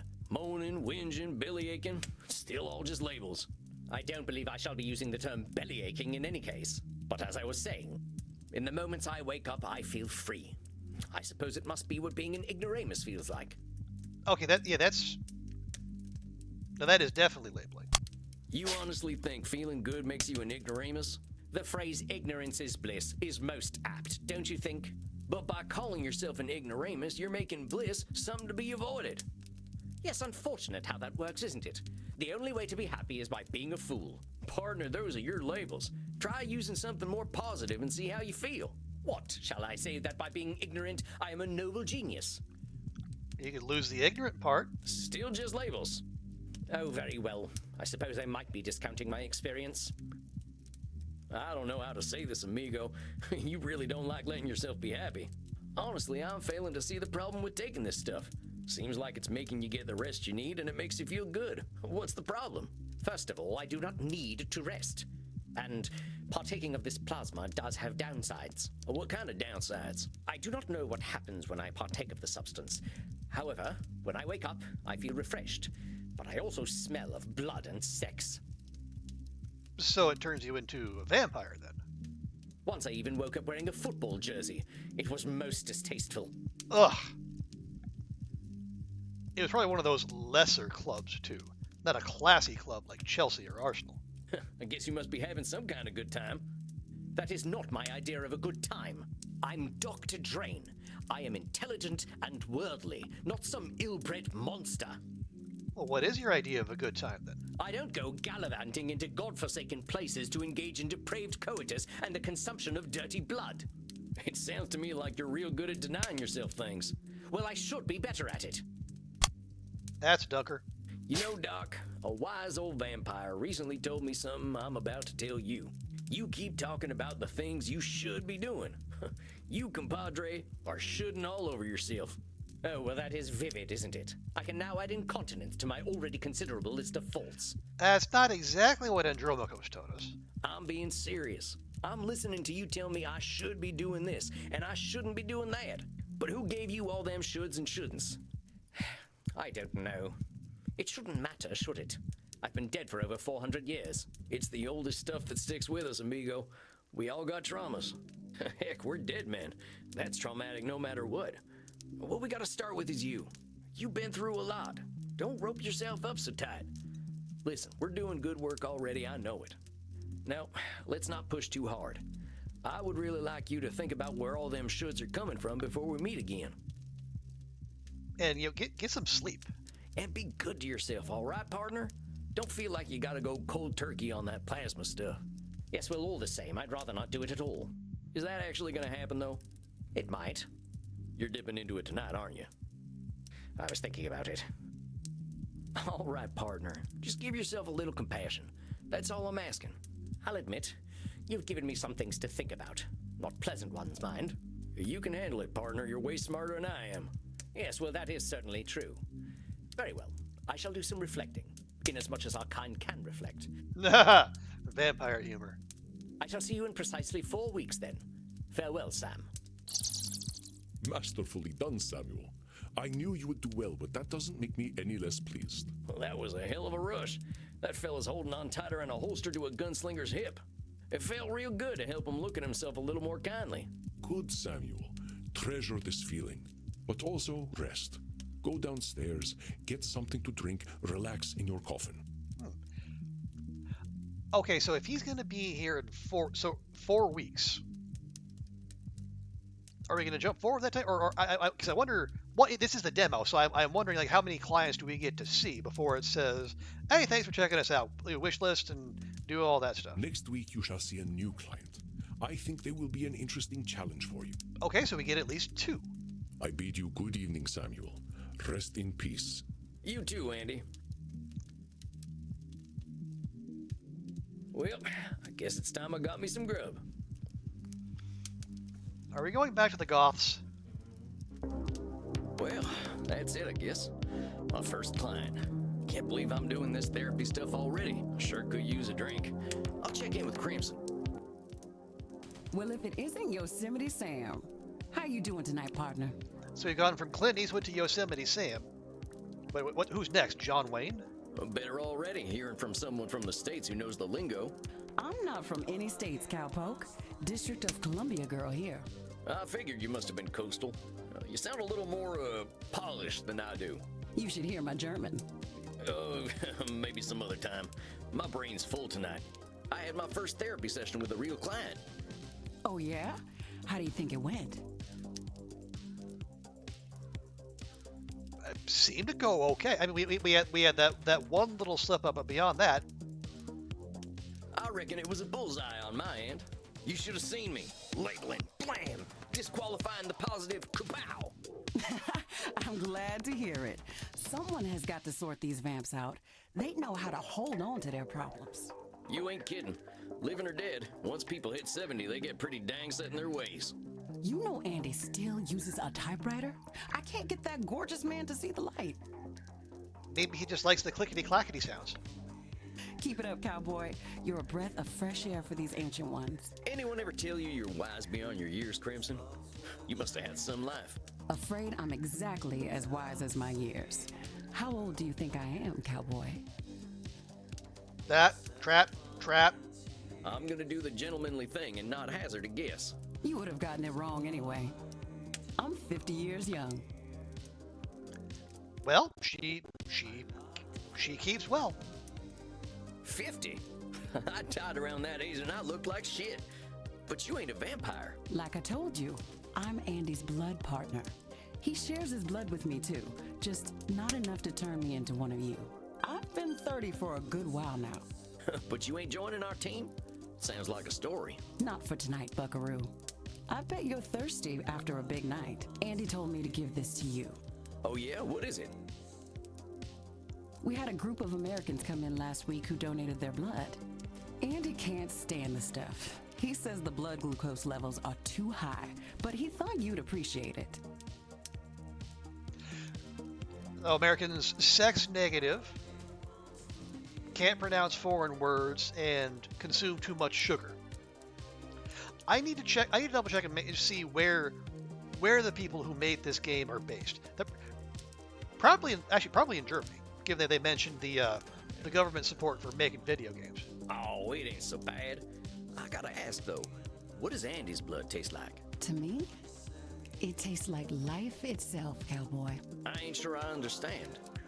Never you mind. Look, Tex, I've got some customers to serve, so go enjoy your juice, okay? Oh, of course. I'm keen to get some rest anyway. You have yourself a fine night, Crimson.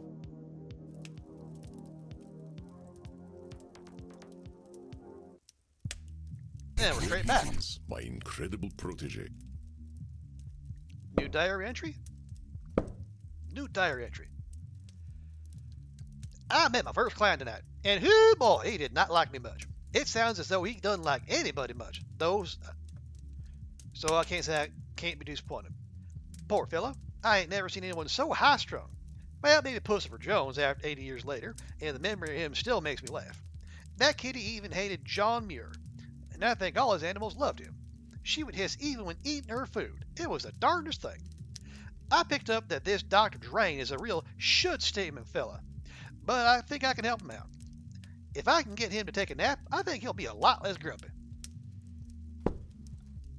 Come on now, I have no idea what I'm doing. Sam? Evidence stands against that reasoning, my friend. Do we need to talk about disqualifying the positive again? All right, I get it. I guess I've been muddling through okay. You've been doing wonderfully. I hope you are ready for a bit of a challenge tonight. Your next client has been known to be somewhat difficult. Here, look at her intake form. Isabella Deste. Dang, she's got some funny tasting hats.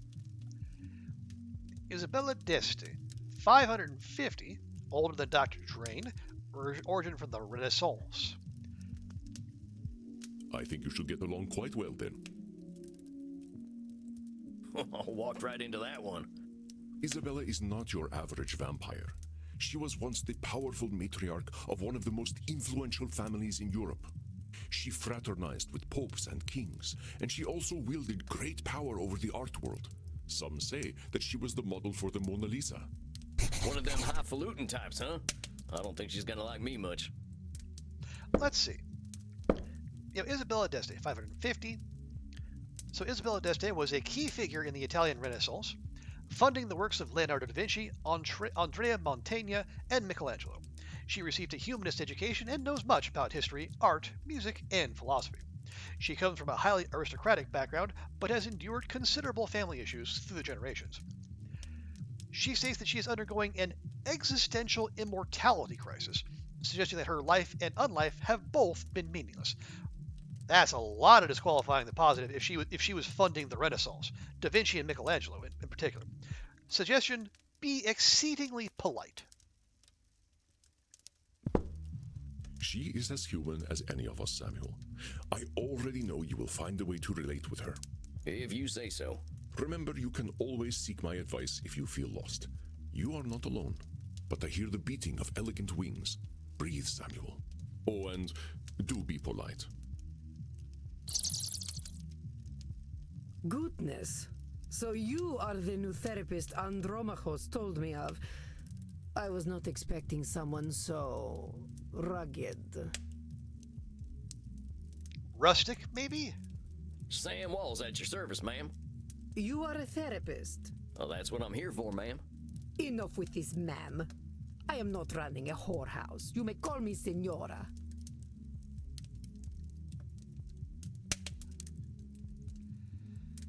Okay. Signora. Signora. 3 syllables. I know we have a low opinion of Americans and their pronunciation here in this game, but come on. We can do that much. Signora, Signora, Signora. Oh, he probably pronounce that Signora. Signora or Signora. Signora, Signora, Signora, Signora. All right, Signora. You have seen my what? Have you been peeking under my skirts, young man? Huh? What are you talking about, lady? Signora. Say it. Signora. Signora. Signora. Oh god, it's Inglourious Bastards all over again. Signora? Porca miseria, this is not going to be easy, is it? Therapy ain't never easy, Signora. So, therapy is always easy then? I said it ain't never easy, Signora. Is therapy easy or is it not? Not, I guess. Oh, how are we to examine my inner demons if your own speech is so diabolical? You know what? Let's start over. Greetings and salutations, Signora. I am most honored to receive you in my humble office. Very well. I suppose it will do. I'm just here to help, Signora. It says here on your intake forms that you've been having a tough time lately. A tough time? Indeed, yes, it has been a tough time. The realization that not only am I a corpse, but that I have been a useless corpse for nearly 400 years is a tough time. So what set off this feeling that you're a corpse? I saw a film at the cinema. Oh, she didn't see Twilight, did she? Hey, I love the cinema.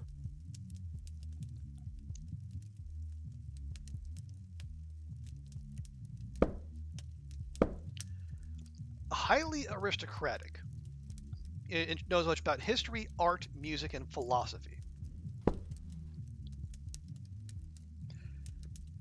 So, not actors.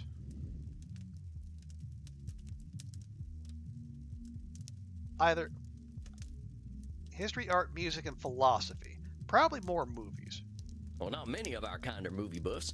What are some of your favorite films? I would hesitate to say favorite, but there are some films that are more acceptable than others. For instance, Beneath the Velvet Dusk or In Search of Sadness are engaging explorations of the mortal condition. Oh, I ain't heard of them. You ever seen The Three Stooges? Oh, Sam, come on, man. Utter vulgarity. I do not waste my time with such nonsense. Alas, these Stooges 3 would be preferable to the abomination I saw at the cinema that made me realize just how dead I am. It was a most terrible film, one that shook me to my core. The pain of it lingers with me still 5 years later. Okay, so if this is set in 2024, that means the film came out in 2019.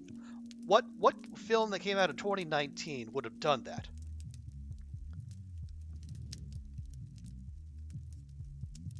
I don't know. Let's find out. Well, movies can be pretty powerful. Heck, I remember seeing one of the first films. There was a train coming right for the audience.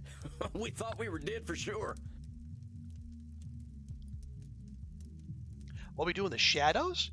Oh, I hope that's not it. That was I mean, that kind of unique Kiwi humor. It's even for dark subjects like being vampires. It's uplifting. It's fun. I hope that didn't make her feel like a corpse. This film was not powerful. It was meaningless. It said nothing, did nothing, less than nothing, as loudly and garishly as possible. And the audience, fools that they were, cheered, applauded this desecration of the mind. I hate this film with all my being, for it has done the cruelest thing. It has revealed the dark truth. This life that I cling to has no purpose. Dang, what the heck was this movie? Space Wars. Rise of the Spacewalker. Ugh.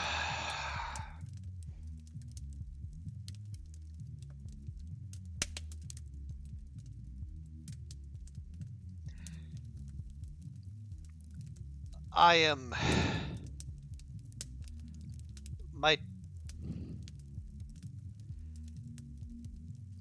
Even in a game about helping vampires with therapy, I can't get away from hot takes on Star Wars.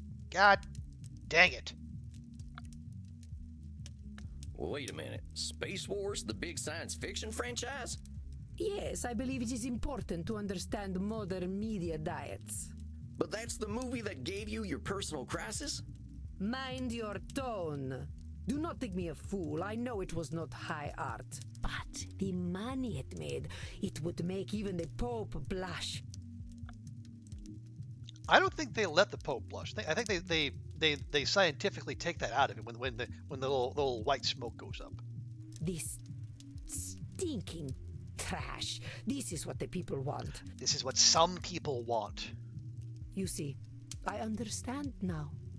My attempts to infuse art with meaning were pointless. All that I am, all that I ever was, is dead. Blushing is well again. Well, isn't that Catholicism, Andrew? If you thought it, you did it. So if something gives you that kind of reaction, that means whatever you're reacting to, you did. Okay, so we are detecting a cognitive distortion. So it's not labeling. She's not talking about her. Well, my tests were pointless. It's not should.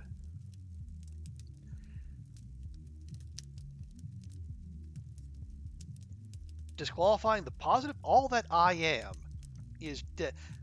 Okay, no. Okay, all that I am is dead. Okay, that seems like labeling. For such a complicated woman, the answers are overly simple for Signora d'Este, are they not, Samuel? You see, I understand now. Okay. My attempts to infuse art with meaning were pointless.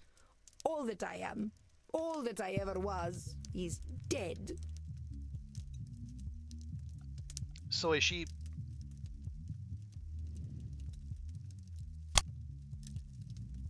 For such a complicated woman, the answers are overly simple. You see, I understand now. My attempts to infuse art with meaning were Black and white pointless. thinking? All that I am. You don't seem that dead to me. We're having this conversation, ain't we? You ain't just lying there decomposing. It is no different. I might as well be rotting in the ground. I think you might get pretty bored. Are you getting smart with me, boy? Look, I'm just talking facts. If you're saying all you are is dead, I think you might be doing some Nosferatu thinking. It ain't black and white. You're here. But let's go back to what you were saying. Once, I elevated art, and all the world benefited. Why have I lost my power to elevate art now? Okay, I think, yeah, that's assuming a level of control you might not have. All the world benefited? There's a lot of people, and they got a lot of different preferences. You can't get them all, can you? But I could, once upon a time. Could you? You can't reach everybody, Signora. I hadn't even heard of the Mona Lisa until about 1911. Did you have any schooling whatsoever? No, I didn't. But I don't think anyone in my time knew about the Mona Lisa either. Oh, how wonderful. You add to my despair.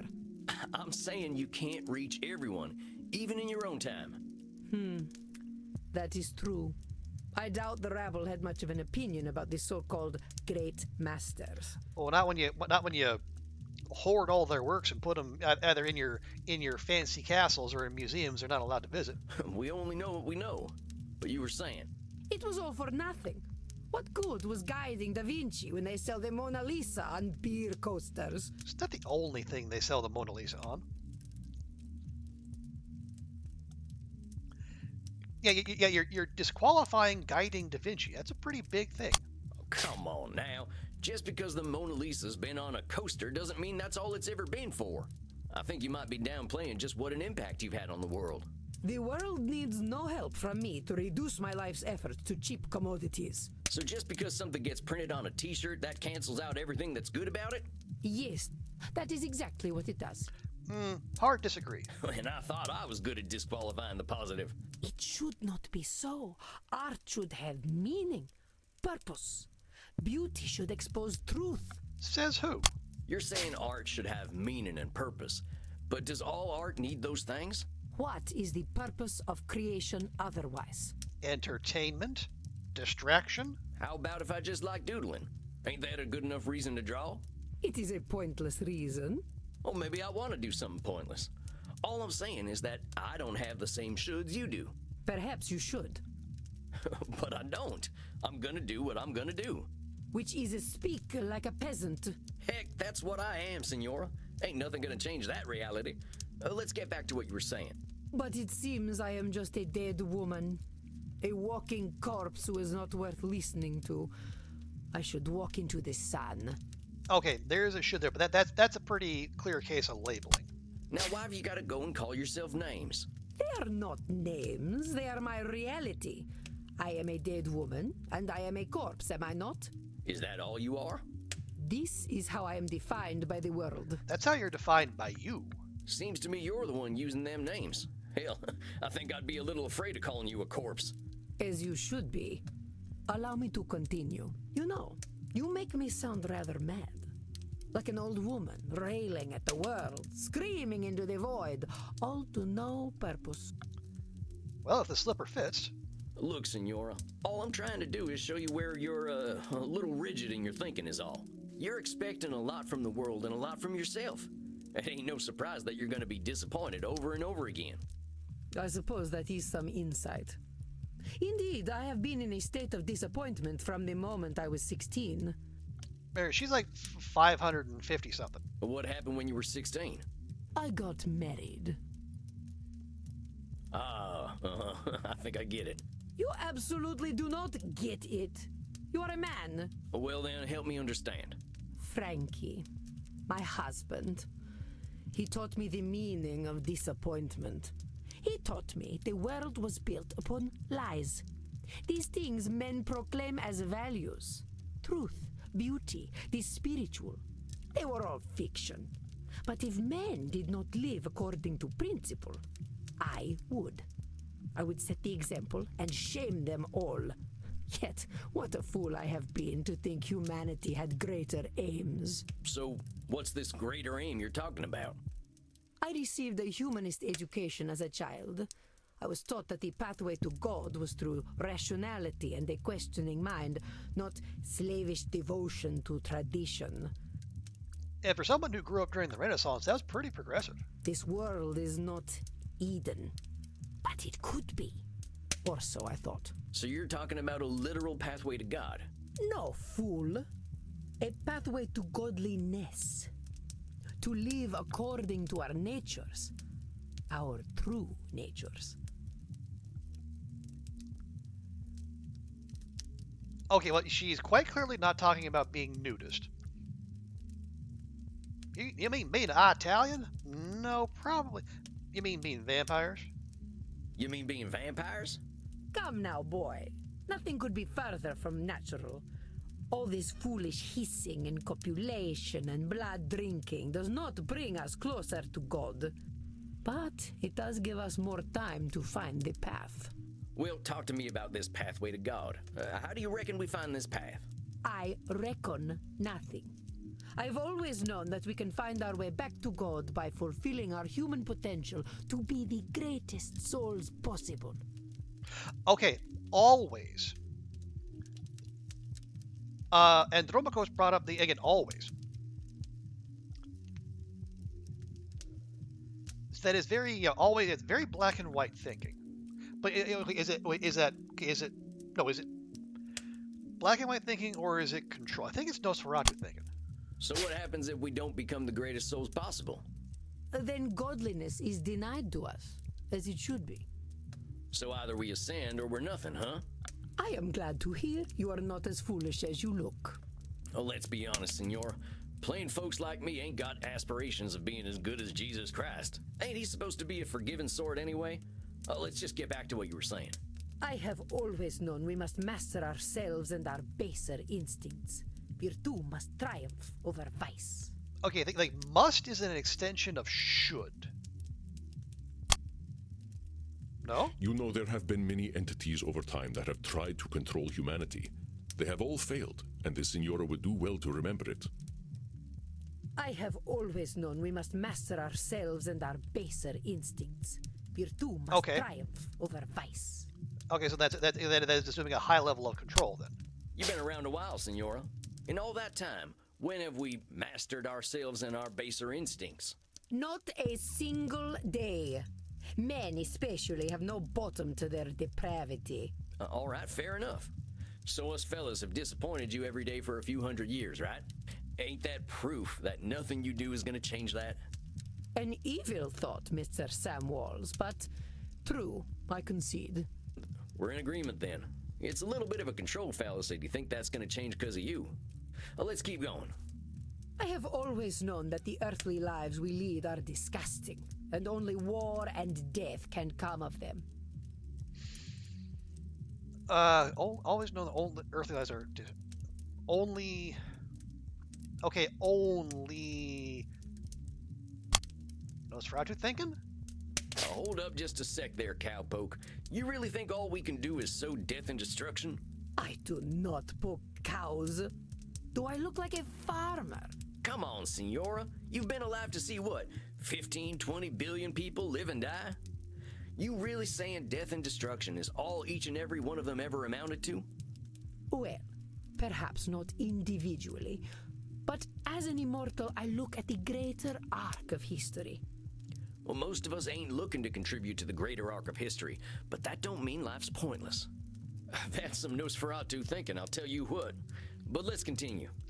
Okay, we're using our industry terms a lot. And as someone whose day job revolves around taking like specialist jargon and then turning it into a form non-expert audiences can read, I would counsel Sam to use less of that. Use fewer industry terms, and if you must bring them up again, use them in a way that an educated and interested but non-expert audience could understand what you're saying. I have always known the people have become fat and lazy, and living within the Garden of Eden is impossible in such a state. Okay. It's not a should statement. The people have become fat and lazy. But she's calling the people that, not herself. Is that necessarily labeling? I don't think so.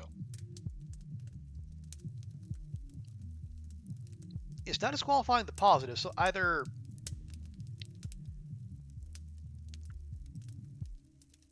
so it's either the Nosferatu black and white thinking, or we're assuming assumptions about control.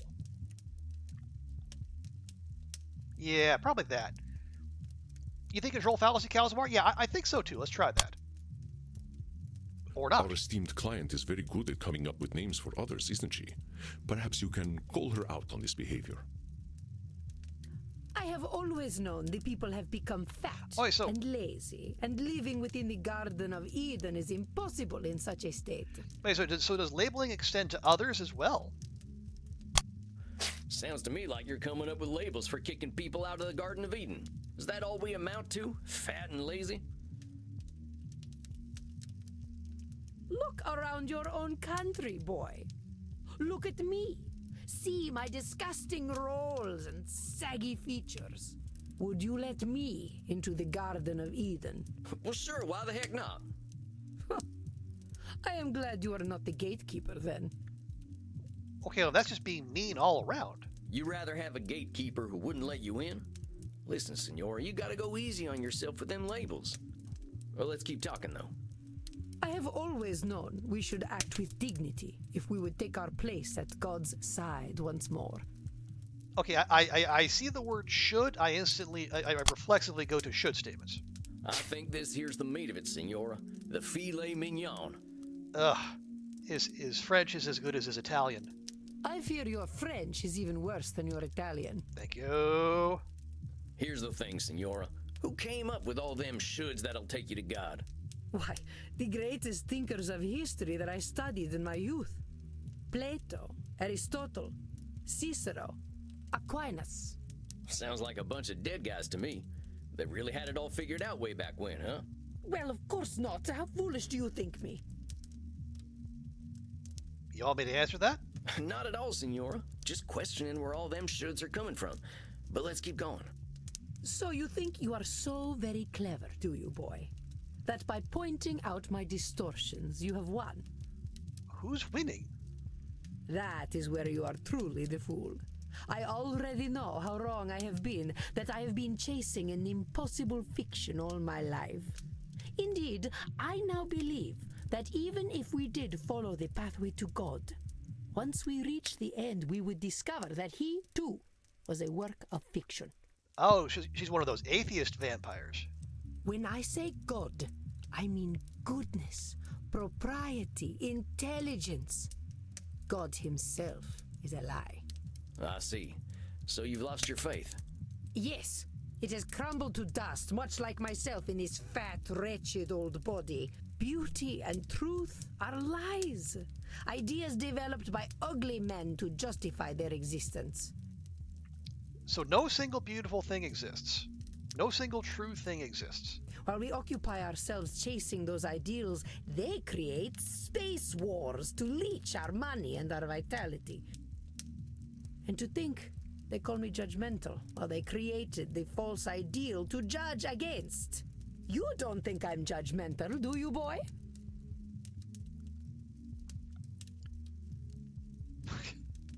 So, yes, you're doing nothing but judging. I've never seen anyone judge more than you. And this when we were told to be exceedingly polite. I wouldn't put it that way exactly. Besides, I ain't gonna call you names. In fact, that's where I think I want to challenge you. Senora, I think the person you're judging more than anyone is yourself. I know you got raised with all them high ideals, so of course you're getting disappointed when nobody can reach them. That's some heavy pressure, not just on them, but on yourself. I'd ask yourself what all that pressure's doing for you. Is it bringing you any satisfaction? We can't always control what things are gonna be. This is not acceptable.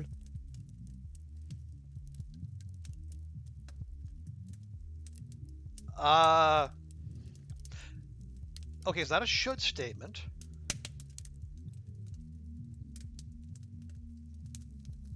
And it's not. Is that labeling a that is very just black and white thinking. It seems like. Hold on, I know this one. What the heck she mean it's unacceptable to not be in control all the time? Now say that again, Senora. I said it is not acceptable for things to be as they are. Maybe that is a should statement.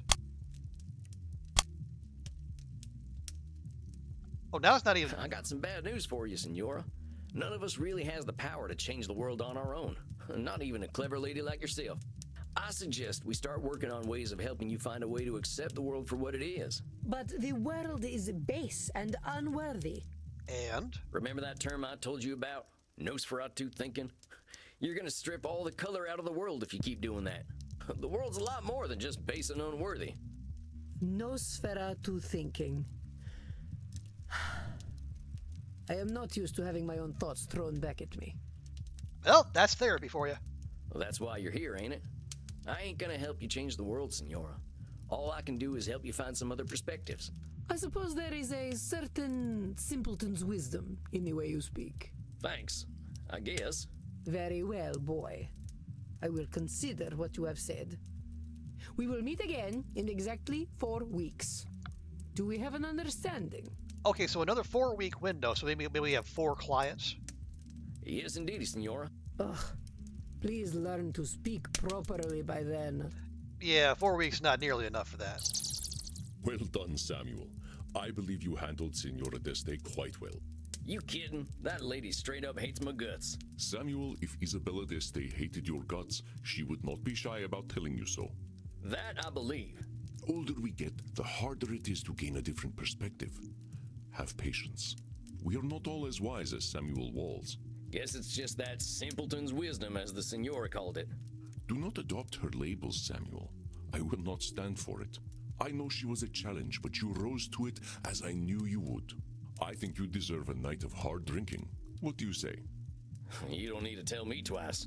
All right, Andy. I'll see you later then. Indeed, Samuel. Enjoy yourself.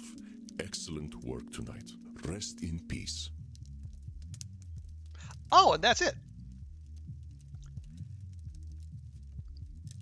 So, thank you for playing the preview of Vampire Therapist. In the full game, you will treat clients from different historical eras, drink from lots of goth necks, ooh, learn mindfulness meditation, Sit in a chair made by a famous carpenter / deity. I wonder who that could be. Treat a historical child actor, and much more. Okay, well, that was Vampire Therapist. Cool.